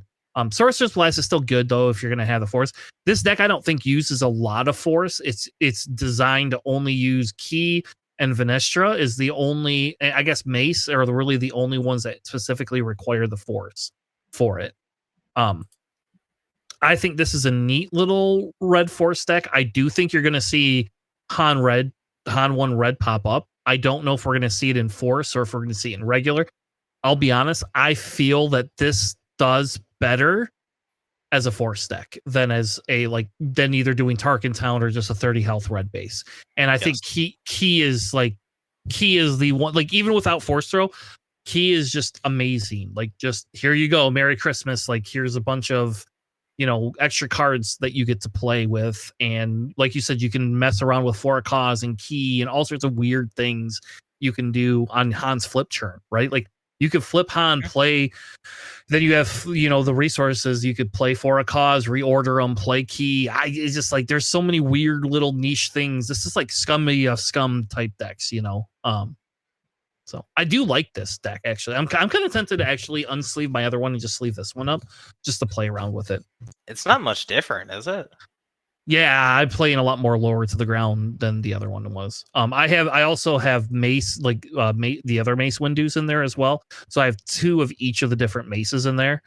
And I don't think I'm running Wreckers. I could be wrong. I don't remember. Personally, I'd keep that change. I'd rather have the force maces in there because then you can attack like usually up to 3 times and just keep smacking into their board and smacking, ready, smack base. Yeah. That's just Because it. yeah, I believe I have both sets of maces in mine, and that was one of the reasons was because I have the fancy maces that I never play with. So like, I was like, oh, somebody had these. Oh, I'm gonna play with these too. I like those maces. Like, I need the champion one. That's the only freaking one I'm missing out of all those It's a little from that. late. So it's not a little late. Maybe somebody will sell it really cheap, and I'll buy it for a collection. Rotation. Yeah, but so overall, like I think as a red deck, I think this one also does the same very similar thing that the blue one has is you don't have a lot of space, and this doesn't have the removal, so you are literally just going aggro to base. Like this is nothing pure, but a pure, like pretty much pure aggro deck. I would probably rate this as a 3 if I had to rate all of them. Like I think that this has a sneaky way of doing it, but I think once you know how to play kind of against it, I don't think it has as much toolboxes as some of the other ones do, right? Yeah, I'm also going to ask you, and then I'll give mine after yours, of what is your tier list of the 4? Like, in top to bottom, you think worst to best. Where would you put these in order? So let's clarify the question: playing against each other Han list or playing against the meta in general? How you think these lists are going to either... You can take this either way of how you think it is going to hold up or how you think they did hold up as of like today But behind or but what tomorrow I'm saying forward. is playing into the meta though, not playing into each other. Okay. Yes, not playing into them. So if I'm not comparing Han decks against each other, and I'm saying I feel the green 100, I believe it's green, blue, red, yellow. That's how I would rank them. And I would say that because I've not seen a lot of yellow success that since I've been playing it. Like I just personally have not had good success with the yellow. I do not agree that it's just the DJ piece. I think the DJ piece made that deck way too powerful for what it was at the time. But I think we have answers now. But I genuinely think overall green as a toolbox has the ability to do things these other decks do not. So inside of the overall meta, if I had to rate them, I think in the meta overall, I think green has the edge personally. And then I would say blue. But I think the difference between the two is blue, I think, can deal with aggro better. And I would say green can deal with control better. And that's kind of how I would phase the two is green still works against aggro, but not as well. And blue's going to have a lot better time into aggro than green is. And I think red is just a pure aggro deck, like personally. So I'm going to go as far to flip blue and red because while I think blue is still a really good deck and I'm going to mess around with it, and this is definitely subject to change, this is having insane amounts of Han green experience, tiny pieces of Han blue experience and Han yellow experience, and no Han red experience at all. And when I say tiny pieces, I mean like 10 games or less. But out of all the games I've played, as a player in all the different decks that I've played, I am the most scared of Han green when I sit down across the table. And I feel like Han red kind of does some of the things that Sabine does, but worse, but it does some other things that Sabine doesn't do a little bit better. And the blue is a great meta call as of 2 weeks ago. And I feel like that would have just dominated so many things. But right now, Control's about to spike back up. I think Iden Green and Kira Green you definitely see again after tomorrow. And you're going to see a lot of things shift, and a lot of things that you never seen before are going to completely rise up. Like, I think Yoda Green has its day in the sun again. I think Blue Cad Bane sees some play now. I think, like, there's a lot of random things that no one is expecting, like the flippy Chancellor Palpatine. That's going to be a thing now, and I know because I'm in the Discord thread that on the KTOD Discord that's started to pick back up again now that Force Throw is gone. So there's a lot of things that are coming back that not a lot of people are prepared for that I am very excited to see shift. Because even if I'm losing and these random decks are killing me, I would rather lose to some crazy off meta deck than Sabine or Anakin or something that I could go to any tournament and just go, is this your first time playing? And go, and then you'd be, yep. And me just go, okay, you're playing one of these 4 decks. And them go, yep. So. Awesome. Well, all right. Well, I think that kind of does it for this segment. We're going to wrap the show up by having our interview for our interview with Kevin Wison. Stay tuned for that. Welcome to Planning Phase Syndicate. This is part of our new segment that we're working on, designer discussions. What I kind of want to do is I want to like talk to people in the industry that don't specifically work for FFG designing SWU and kind of talk to them a little bit about their experience, what they work on, and kind of how some of the different principles we play in SWU apply to a larger board game meta. And so tonight, for our initial interview, the very first one for Planning Phase Syndicate, we have Kevin Wison. How are you tonight, sir? I'm good. Thanks for having me on.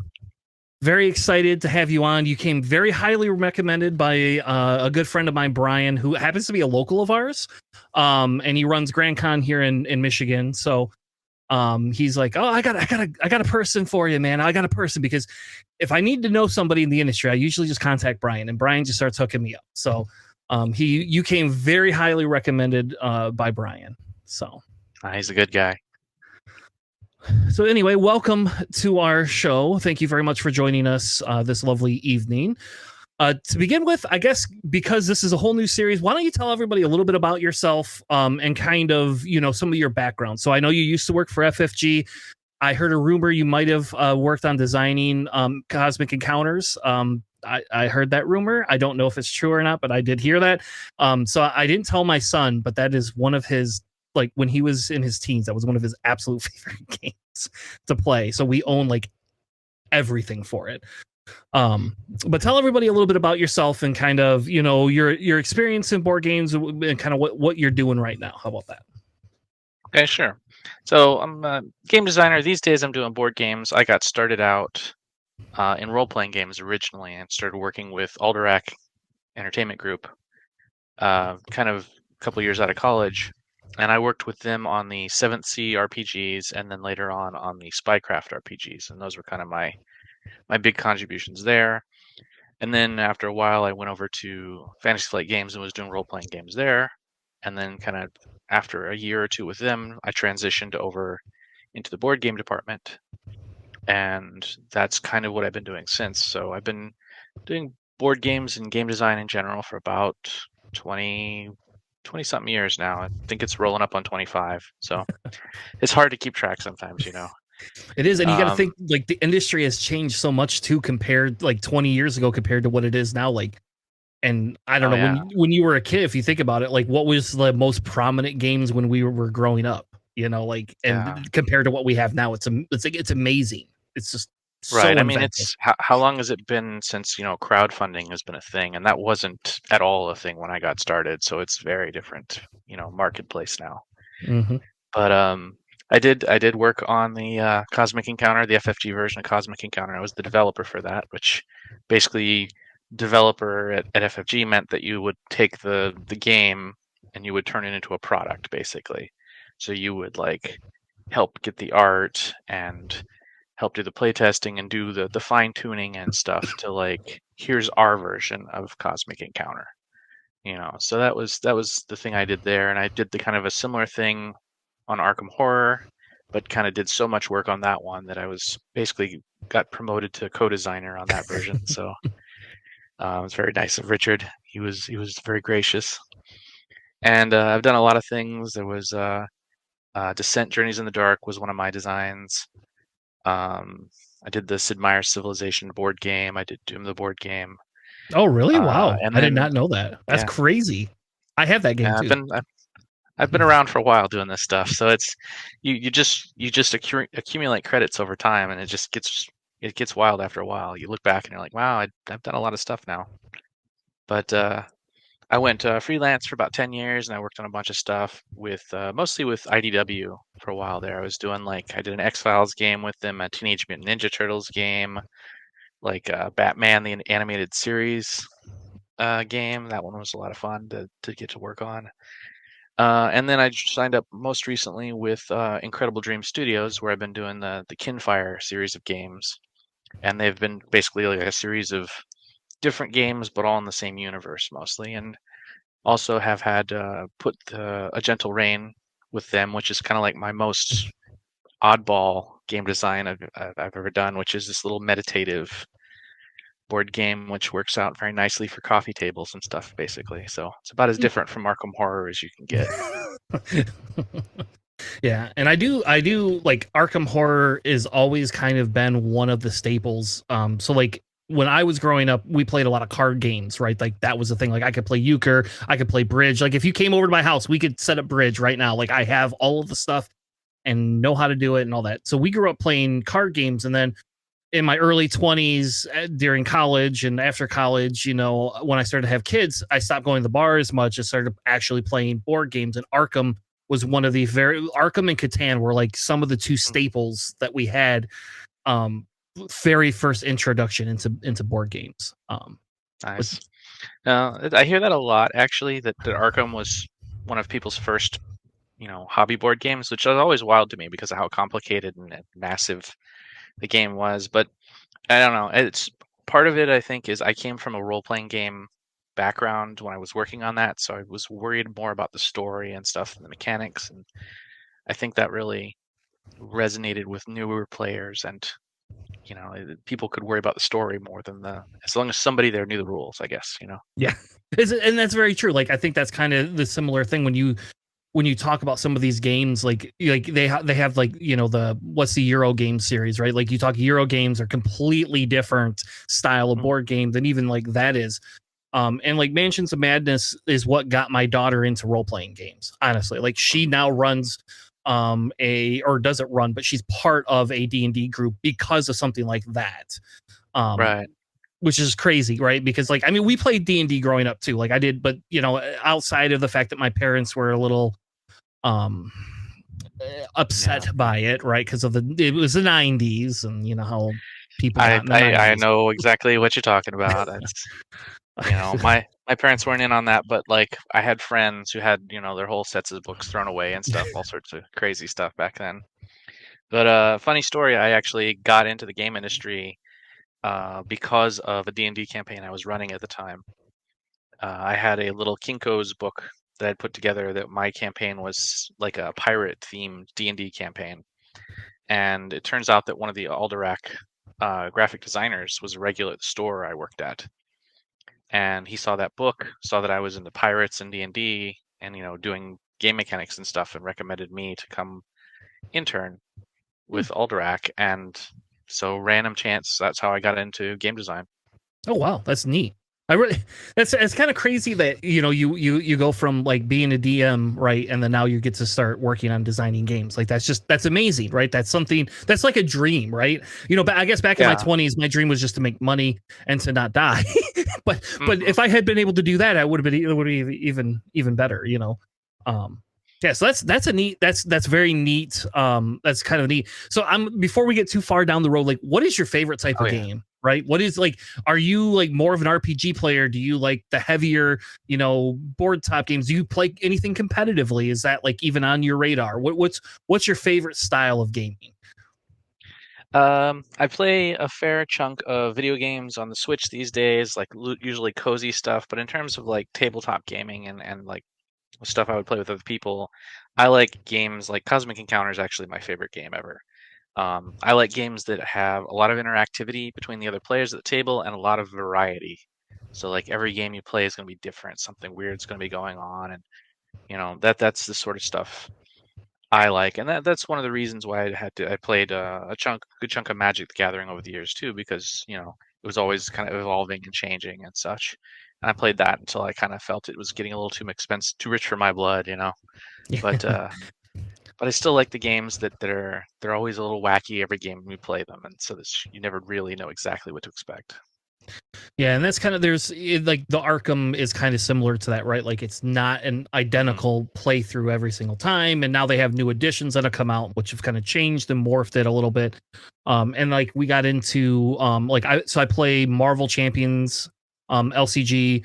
because Mhm. like, well, it's an easy sit down with my son, and it's something that we can play together, and it's not competitive anymore. So like we both Mhm. have somewhat competitive spirits in ourselves, and so like we play that together. It's a little bit easier. Um, we also play the Arkham Horror LCG because my brother is really into that. That was like his favorite thing that he played during college. And then Mhm. now he moved, his boyfriend moved in with him. So now his boyfriend plays with us, and his boyfriend is a little bit younger than him, but Mhm. he's super into this like story building. And I don't know if it's just because he's stoned Mhm. all the time.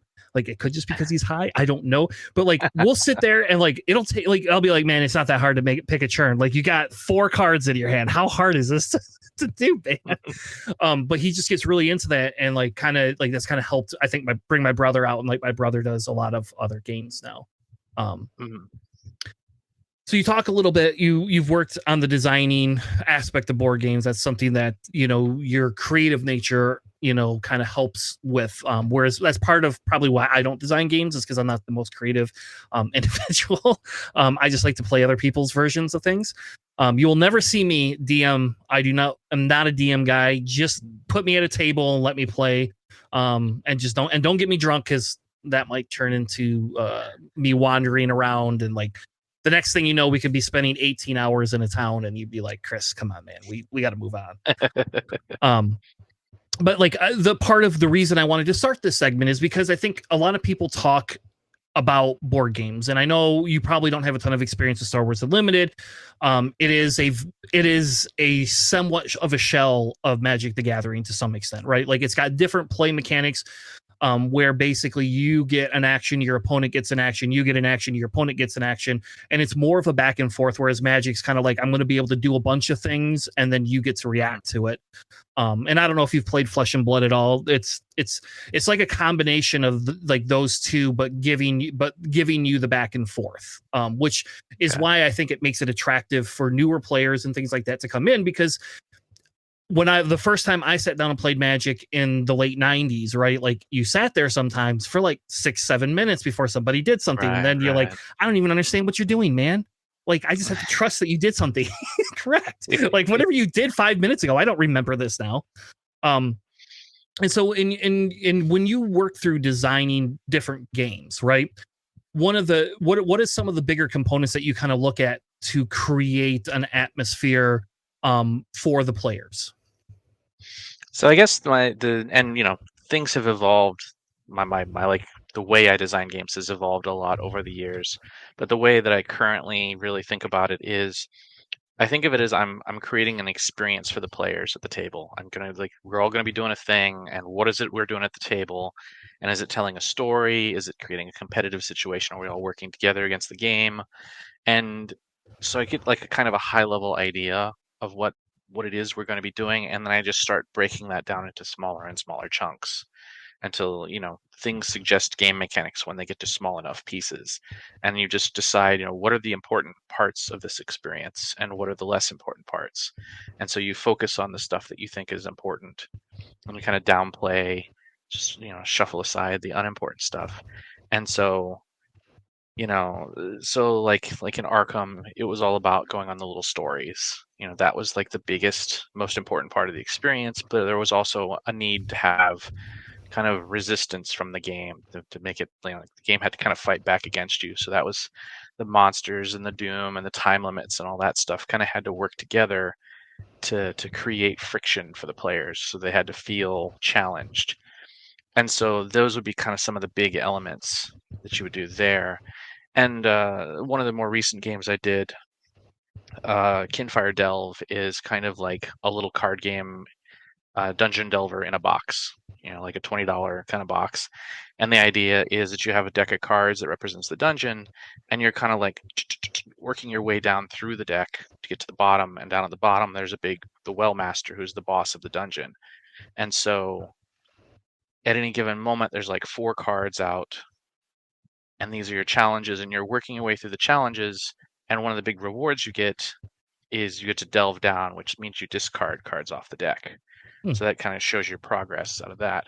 And so the whole idea is to kind of distill that experience of working your way down through the dungeon to get to the boss into something that makes sense as a game, plays quickly, and and like in the other one, back and forth, you want to keep the turns nice and tight and fast, almost like micro turns. So you do one thing, everybody else can maybe help out, and then you go on to the next turn and you work your way down through it like that. And so everything moves along and it's very snappy. And so, I was thinking about that one in terms of like big experience in a small box and kind of a different sort of window into the world. Always trying to tell stories with things, but you always have to decide how much story versus how much mechanics you're going to do too. Yeah, and that's kind of like there's a game called Freelancers, which like is a very guided D&D type game, and it's like great for first time beginners because it delves into a story more than just a mechanical piece. Like there is a small mechanical piece to it, but like it's telling you a story, right? Like that's what it's good for. And my daughter also ironically likes that because the app does the work for you. Roll your dice. Yeah, what do you want to do here? Okay, great, and let's talk more, and it'll go on for 10 minutes. Yeah, well, back in the back when I was started playing games, like one of the very first big storytelling gaming experiences I had was from like the D&D Red box. There was like there's almost like a little choose your own adventure story in there, and you face like Bargle the wizard as you go through there, and you get a little adventure as you're playing the fighter, I think, going through this adventure. And I just remember that was just kind of a very formative, eye-opening kind of experience for me. And I don't know. There's that one has always stayed with me, and I think has been reflected in some of my game designs and stuff as I've gone along too. Yeah, and I think people will probably come to this part of our interview and be like, "Why are you having a guy on that doesn't specifically design SWU?" And it's because of these type of things, right? Because like I think to make a game good, it takes a lot of different people, right? And everybody comes from different backgrounds. But I think the more thing is if you understand where the game, like what the game wants to do, right? It takes some of that burden off of you of understanding, or being a part of this group that you're just like, well, I'm just going to play this favorite thing. And because like, I think one of the big things with Star Wars Unlimited is they don't want to tell a story per se, right? Like they're doing the competitive, but at the same token, they're taking all these characters we love and they're saying, how can I give you a character that you're going to want to play? And I think people take some of this for granted and we just look at what is the shell and I think Star Wars Unlimited personally is a great game. Like I am very high on it right now. Obviously, that's why we do the podcast. But I think that again, the big thing becomes is can you get more out of it? And what I hope people learn is like if you pick this up as your first game, like what are other games you can play that are just as fun, right? Like there's so many other things out there that we could be doing. Like my weekends are now filled with playing a lot of Star Wars, but then there's all these other board games that we play. I don't think a weekend goes by we don't play some sort of a board game. Did you ever play Talisman? Did you ever play Talisman back in the day? Yeah. We had to ban a couple of cards in that one. There's a couple of broken mechanics in that. I could see that. And anything you want to do, house rules is how you get started in game design half the time, honestly. Like that's I think almost where my roots come from. But you were talking about the Star Wars thing, and I was going to say that one of the things that I don't think people appreciate is that it's actually quite difficult to do a licensed game, to do something that brings like a pre-established universe to life in that way, I'm going to show my age here, but like, what should Luke Skywalker feel like? What should Han Solo feel like? It should how should you work, the droids into the game, things like that. Like these are all tricky things to think about. And you're thinking about touchstones. Like what are the things about the universe that everybody is going to know? You use the Force, Luke, and you're going to have a couple of very central ideas to any given setting in a given universe, and those you kind of have to have them there, and they have to be present in a significant way. But then you can't be too big of a fanboy about a setting. You can't dig down. You can't make the tiny details so important that anybody that isn't a super fan can't follow it. Like you have to, like, if you're gonna do the deep cuts, they have to be kind of more subtle. They have to be hidden back and everything. You know, when I did the Teenage Mutant Ninja Turtles game, you know, there's the bit from the old theme song from the 80s cartoon, you know, the Oh, I Teenage know. Mutant Ninja Turtles. And, you know, there's a line in there about each of the turtles and what they're like and, you know, what their personalities are, because it's kind of trying to introduce them to you every episode so nobody has to like know what they're getting into kind of thing. And, you know, those all showed up as cards in the game, but they're just like card titles, you know, and they're faded in there. So the people who knew that got you know, got that reference, but nobody needed to know it to play the game. Nobody needed to understand it to enjoy it. And that's hard to do because you want to show you want to like, oh, I love this thing. I want to show it off. I love this thing about the thing, and you know, you get excited about the license, about the universe, but you have to remember that you're also making it for an audience, you know. Yeah. And it's got to be something people love. And like, and that's a great example. Like, for one of my favorite characters in all of Star Wars is Darth Bane, and he hasn't shown up yet, but he's a very niche character, right? Like, he's from Legends. He's not really a main character. I mean, I guess they did kind of bring him back to life in the Clone Wars, like for that like 30 seconds or whatever in the temple, but other than that, like, you're probably not going to see him show up. And a lot of people, if they do see him show up, people aren't going to know who he really is. Like, they're not going to know. If you didn't read the first three or the three books that he had, you're never going to know who that is. You just, Oh yeah, and also when you're dealing with a licensor, like not everything is fair game either. mm-hmm. Like sometimes they have very strong opinions on what you can and can't put in a game, and like no, we're not doing that this decade. You can't use these characters. This decade we're focusing on these characters, so you have to like you have to like, you know, stick with what their focus is. And you know, they've got giant marketing machines into some of these universes. Star Wars, obviously, like it's multi-billion-dollar thing, and they have very strong opinions about what they're focused on at any given moment. And so you kind of have to work within this, and so you have to meet their needs, but you also want to meet your own needs as a creator, because you know you love these things and you want to make things that other people are going to love and that you yourself are going to love. You know, that's important. Like, why do it if you're not making things you love? Because you know the money is fine, but there's better money to be had elsewhere. So you need that self-satisfaction to really make it worthwhile. Yeah, and I think that's important in cinema too, right? Like, I mean, we've seen some of that happen in the Star Wars universe, right? Where you can tell the passion of somebody is not 100% there compared to, you know, somebody else. Like, and I'll pick on Rebels, for example. That was a great cartoon show for what it is. Like, as an adult, I still will watch that cartoon show. But when somebody played the Resistance for me, it's like, well, somebody did this as a cash grab for kids. Like, it's very, the first season and a half is like just like it's really there for the kids, and then all of a sudden, you know, it picks up a little bit in that story.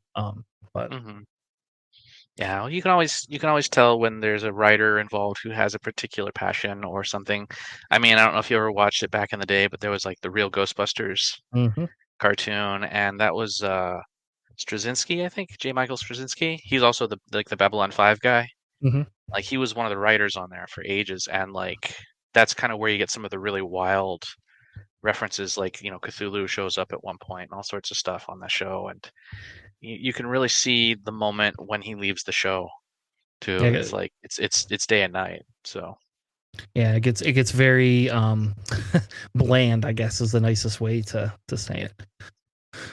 Talking a little bit, we talked a tiny bit a few minutes ago, you know, kind of about Talisman, right? And like, there's certain things that I had to ban because otherwise my son and I will just argue. And like, basically, for example, like, I made it all the way to the tower. He somehow made it up there. And then with the specific card he had, if he won the dice roll, he would steal equipment off me until I died. And then so it didn't matter how I could be the most amazing wizard, and it didn't matter. It was it's obviously a broken card. So when we talk about board games, TCGs, that type of stuff, anything like that, like, there's always going to be mechanics that break the game and things that you push forward. But I think one of the big things that I wanted to talk a little bit with you, because as an independent developer, right, like, you have to take that into containment, right? So for example, in this world, Star Wars Unlimited, they're there's millions and millions of dollars being thrown at this game, right? So like they are probably able to make a few mistakes. As an independent developer, you don't get that leeway. So when you talk about like things that are broken and things like that, like what do you look for? Is there like certain tail like signs where as you're developing a game, you're like, oh, this could just kind of get a little out of whack or something like that? Is there anything that you do as a developer that helps kind of curtail and bring some of that back in? Oh yeah. I mean, like, kind of the first thing I do is at the bottom of every game design is a formula. There's always math at the bottom, and not every game designer does that. It very much varies by person. But I like to start with like a mathematical foundation at the bottom of everything, and I build up from there. And usually that gets me in the ballpark every time. Like not everything's going to be perfect, but you at least plus or minus one kind of thing. You're close, and then you play test it, and you watch out for usually loops, any kind of indefinite loop that you can just do over and over again. And most importantly for me, I always watch out for this is really good, but it's really boring. And so, like, I think one of the very few like major erratas I made back on Arkham Horror back in the day was to say that like if you go shopping at one of the stores, I think like the Magic Shop or the Curiosity Shop, uh, if you can afford something, you have to buy something. Because people would just sit there on that one space and shop over and over and over again and try and get the little elder signs, which were like very powerful item, useful. But like it meant that somebody's game experience was sitting on that space, drawing 3 cards a turn, and then if they didn't get the thing they want, putting it back and like sitting there again next turn, which was a miserable experience. But some people are more motivated by winning than anything else. And a lot of groups fall into that category and they can get pressured into that. And so, to use your Magic the Gathering terminology, those are the spikes, the people who are looking to win, but you don't want them to win at the expense of their own fun. And so you have to kind of build your wall. You have to wall things off to help those folks have fun while they're trying to win. And that's kind of the number one priority.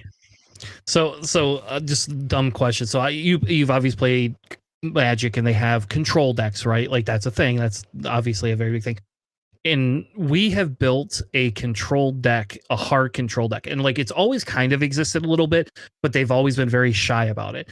But they have this leader, and the way this Admiral Trench works is so your leader normally only gets to deploy once per game, period. That's it. And once they die, Okay. they're dead.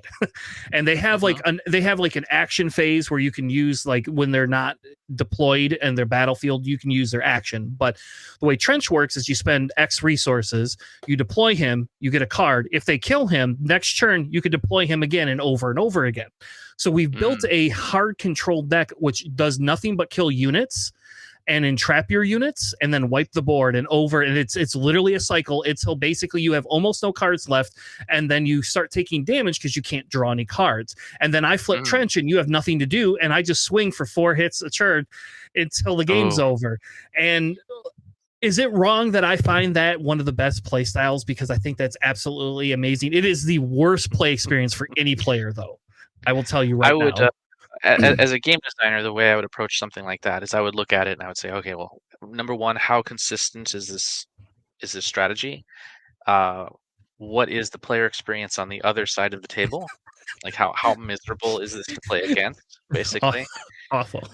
And if those two things are like it's very consistent and it's very miserable to play against, then I would take steps to like basically disable enough of it to soften up one of those two angles, either the consistency or the misery of the experience, because you want, like, it's okay for somebody to have a bad game, like that's fine. That is often part of the fun for some players. Is so somebody has to win, somebody has to lose. That's competitive games. That's how it is. But you also want the player who loses to want to play the game again ever. And you don't want to be in a situation where people are playing against the deck and going, I'm never playing this game again. This is nonsense. And so you have to kind of walk that line of like, all right, so what can I do to kind of keep both sides as happy as possible in this equation? You don't want to you only ever nerf something from orbit if it's the only option. Like Yeah. that's sometimes it's what you got to do to save a game, but usually there's like a softer errata you can do. And part of being the either game development or game design, whoever's in charge of like keeping the game flowing and going, that's part of the job. That's part of the hard decisions you have to make, is when is it necessary to step in, when is it better to stay out of it and like let it let it play out for a while longer, because Yeah. you never know, somebody might have a strategy that will crush it. It just depends. There is essentially any type of aggro deck kind of tears this apart. Like, we pretend like it doesn't, but it does. It's not competitive tournament level consistency is very low. We'll put it that way for this style of deck. So in that case, that would be something that I wouldn't necessarily worry too much about, as long as that consistency. I'd be very careful about putting out cards that might lock that consistency into the red. That would be something I would watch in the future as a game designer, for a card like that is lurking out there. But I wouldn't. You don't take away somebody's favorite toy just because it might be a problem. Mhm. You do it when it is a problem only, and only then. Yeah, Like, you want to have a nice soft touch. Yeah, and they have done that with 4 cards. There is 4 cards that are essentially on the suspended list, and one of them was because there was one of the original designers built a leader that essentially was able to untap resources very easily. And so we have a mechanic in the game called ambush. So a card comes in and attacks immediately another unit. Well, that would trigger this leader's ability a little too often. And then his stats for him when he deployed were just insane. And so he was a super dominating leader at the beginning of the game. And so he got put on the ban list. And when they started developing more cards, because they recognized this was going to become a problem. What they didn't figure out is they built another leader, another bounty hunter, ironically enough, called Jango Fett, that didn't untap resources, but he could tap your opponent's board. And so he could play certain cards, and as long as he did damage to every one of these stupid little things, it tapped all of them. And it was funny because I started playing them, and people gave me, I was like, this leader is going to be broken. And everybody's like, no, this leader won't be. I'm telling you, this leader will be broken. And then sure enough, set 3 hits, and by set 4, they were like, all right, quick, we're gonna ban this guy. he was 70% of the meta. We need to get rid of him. Cards with big growth potential are always ones you got to be careful about. You got to keep an eye on, because some designs you'll do and it's like, this is pretty much always what this card is going to do. But like, you get a card that is like, this is this makes all equipment 2 points cheaper or whatever, for as an example. And that's a card that gets better and better and better depending on what equipment is out there and how much equipment is out there. And it might be very innocuous when you design that card, but like 4 sets down the road, you've put out enough equipment that's now free for this guy, and now this hellish deck exists to like crush all comers, and you're just like, oh, okay, that was whoops. And some of those things will sneak up on you like that. And it's just, anything open-ended is always something you got to like keep an eyeball on as a designer. Yeah, and I think we had that with there was a card called Triple Dark Raid, and essentially what it did is it let you search the top of your deck like X amount of cards for a spaceship, and then play it at a 5 cost discount, right? And so this card costs 3, and you can now play a ship for 5 less. So on 4 resources, you can play a 6 resource ship, which are usually pretty powerful. Like 6 resources is kind of the sweet spot for the game, right? And when they first designed it, it came out in set 2. We didn't. Like Villain had some of that spaceships, yeah, but it was like we're talking 9-10 resources, right? So like it, right. You're probably didn't have the not ingredients it needed yet. Yeah, and there was only so many of them, and then they designed a space themed deck or set, and as soon as that dropped, like all of a sudden it's like, oh, I could pull like 8 to 10 like consistently. I could just pull all these. Oh, and here, let me give you a base too on top of that lets you reduce your card pool size so that you can be even more consistent. Let's just do that.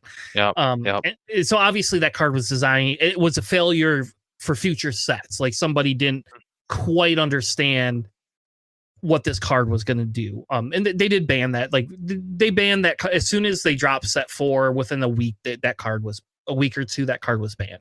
It was see Yeah, ya. and that's just one of those things of like you look at the puzzle and then you don't see it, but then like it all comes into focus for somebody else, and you're just like, oh, I better do something about that, you know. And the very, like I said, the very innocent seeming card can be trouble down the road. And I've had to like do a couple things like that with Delve. I had a couple things where there was like no penalty if you failed it, and it was just it's fine, it's no penalty if you fail it. Oh God, but there's this one card that can create an infinite loop, and then if you don't do anything about it, they can completely delve down through the whole deck and get to the boss without any trouble. And I better do something there about that. And so I gotta like adjust a couple cards. So it's like, it's it always seems very obvious to the people who find this stuff. It's well, of course it's going to do this. It's going to blow up on your face. Why would you design this thing? It's so stupid.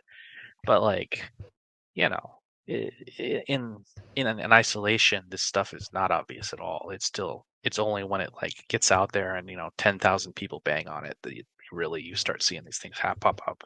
Yeah.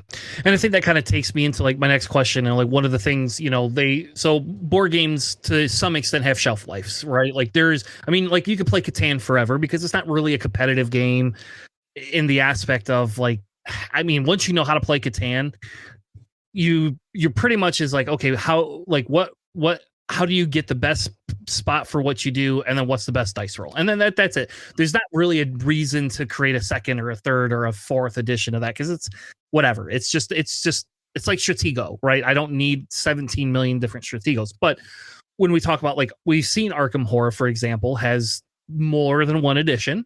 Their FFG is now doing some of that with some of their LCGs as well. And I'm assuming it's by design, right, to help with the design process. But what is your take as an independent designer? Like, do you think that there's some sort of like a set shelf life, like for a game, depending on its type, or what are some of the constraints or things that you would put in place to kind of help with that? Because obviously as a designer, you would want your game to be around till you die, right? So you got another 50, 60 years on this earth. You want your game to be around for that amount of time and that many generations can enjoy it. But at some point, like you got to do something. So talk to us a little bit about shelf life and rotation or different things like that. What are your takes? Well, and again, remember that like I've been doing this for a long time, so I've seen kind of a couple of different iterations of how things go over time. When I was first designing board games and stuff, like I could buy and play every board game that came out all year. Like every one that came out in German in English, I could buy it and play it. I could keep track of all of them. I can't do that for Gen Con now, okay? Like it's a different world now. It's a completely different scale. And what this all gets down to is that when you think about, game store shelf space, for example, like how much space how many games can a game store keep in stock? So how long are you going to be able to stay on the shelves if you're not constantly keeping the attention, if you're not constantly selling? So when the newer, shinier thing comes out, does the older game gets pushed off? And so, in FFG, one of the things we were doing was we were putting out expansions to the board games. I think Arkham Horror kind of famously has like 7 or 8 expansions for the second edition before it went to third edition. And part of that was just to keep it relevant, to keep people coming back to it and keep it on the shelves. And there's some cult of the new stuff too. Like people want to play the shiny new thing. They want to try it out. And a lot of games don't especially hold up to a ton of replay. They have like a certain amount of replay, and then it starts getting samey, and you're like, I'm playing the same game that we've played. I'm seeing the same things over and over again that we've played before, and it's let's do something different this time. Let's change it up, And so there's that element too. And you take all these things kind of together, and then you also add in the element of, for like an LCG, for example, the more expansions that have come out for an LCG, the bigger the barrier to entry there is for new players. Because all these players out there, the old timers, they have all these cool cards that are not necessarily being stocked by stores anymore. They just, they're only going to keep so much on the shelves. So like, I can't get the really cool old stuff anymore.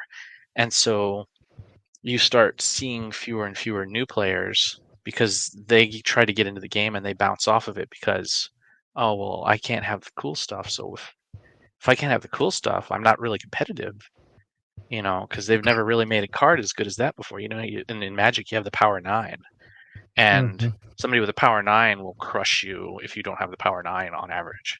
So it's like, there's always something similar in every card game. Ultimately, it's just kind of the way it works. Is there's always cards that are better than other cards, and so over time you get to a position where like your sales start to go to dwindle off because new players don't want to get in anymore. Old players are starting to lose interest, and you have to do this, and you have to basically, for business reasons, you need to refresh the game at that point.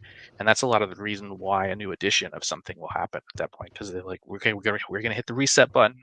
We're gonna take all the lessons we learned from the previous thing. We're gonna set this up. We're not gonna make those same mistakes. We'll make new mistakes, but like we're not gonna make those mistakes this time. And now everybody's back on a new even footing. Players are going to feel like it.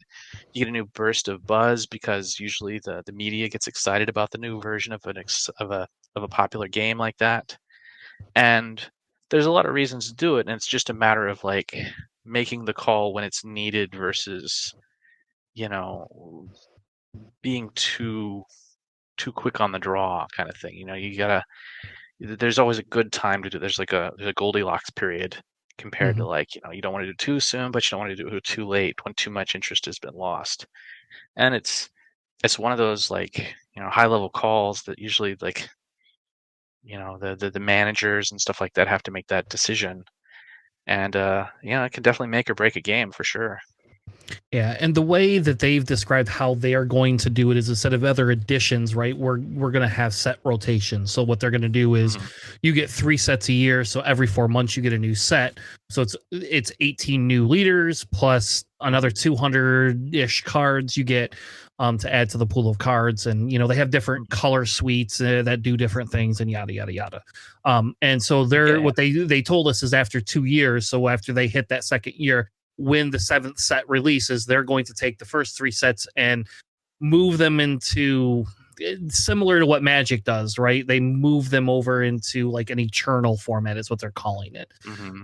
And there's been Vintage stuff. Yeah. exactly, and there's been a lot of player people that, and I think that's like important to talk about to some extent, right? Like I know you don't control what FFG is doing, but like as a designer, that's normal, and that's kind of what I'm trying to get at Hmm. is because like it does suck for those of us who spent way too much money collecting some of these cards.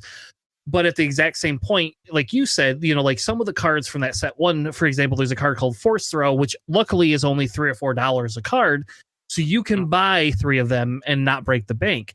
But there's cards like a Darth Vader unit, which is a very powerful card, and they were going for $75 a card. So if you want 3 of them in your deck, you just drop $225, baby. And like Hmm. that's crazy, for 3 cards. Yeah. Um And with a card game, you do have to keep in mind that whole secondary market too. Like if you crash your secondary market, like a certain portion of gamers, of people might otherwise buy the thing, are not going to touch it after that because they don't trust you anymore. It's like, oh well, all this money I had, you turned it to dust. That's no good. I can't do that again. And so you kind of have to step carefully. And then like Magic the Gathering has done some kind of very famous moves about that. They had like the reserved list, I guess. We're never going to reprint these cards. These are forever safe kind of thing. They have those cards. They've done the standard rotations. They've kind of had a number of different strategies of that. And I think really they're probably working on getting themselves into trouble at the moment because they've got their foot on the gas kind of all the way to the floor right now, and players are trying to keep up with buying in, but like they're having to dip into the kind of the Ready Player One multiverse thing to keep pulling in more players to keep selling cards, and that's not going to be sustainable for them in the long run. That's going to be trouble for them eventually. But for now, they can roll right along for now. But kind of when they were, I think, at their most stable was kind of at the standard rotation, kind of like mhm. like what you're talking about for the Star Wars game. I think that is that has been kind of the most effective strategy I've seen over the years of like keeping a CCG fresh and keeping it enough of an entry point for new players that they can still get in and still, the old timers can have fun, but they can still have new players to play against, which is kind of your sweet spot where you want to be. Yeah. Well, yeah, I think that's kind of, like I said, I think hearing that sometimes from other people, like you hear that from FFG designers and people are just like, yeah, you're just trying to print money. But here you are, you're an independent designer. Like you have no ties at this current time to FFG. They don't pay you to do this, So Yeah. I think it's nice that we talk through some of those things because I think people do like that does get sidetracked. People get sidetracked by some of that type of stuff. For it. So, it's understandable too, because again, your favorite cards are going out of print, things like that, and the stuff you've paid money for. And like, you kind of have to have that, like, you have to foster those two groups of players. Like, are you going to allow the vintage? Is it going to be supported in any way versus the standard, the modern thing? How are you going to do that? Are you going to like balance that and juggle that? But at the end of the day, companies only have so many resources and so many employees to kind of throw at all these problems. So they have to kind of like choose what they're going to prioritize and things like that. So it's always tough. Like it's always plate spinning is what it is. You're always got to keep the plates spinning, and at the end of the day, you're trying to keep making money so you can keep making games. Because if you stop making money, that's it. Everybody's unemployed. Yep. And that's games for anybody. So it's one of those things where there has to be a little bit of a give and take on that, Yeah. Well, Kevin, thank you so much for joining us tonight. It was a pleasure to have you on. I know I promised you a half hour, and we're probably a little over time here.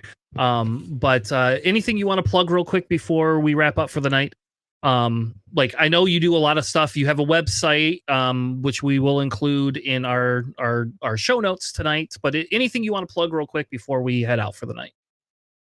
Sure. Yeah, I would say that given your audience, I would recommend they at least have a look at Kinfire Delve, which was my like card game I was talking about a little earlier. And then I also have a game called Kinfire Council in kind of a similar thing, which is kind of more of a bigger scope game where you're running a city and competing with each other and fighting off all this stuff. Those are kind of two of the things that I'm proudest of that I've done most recently. Awesome.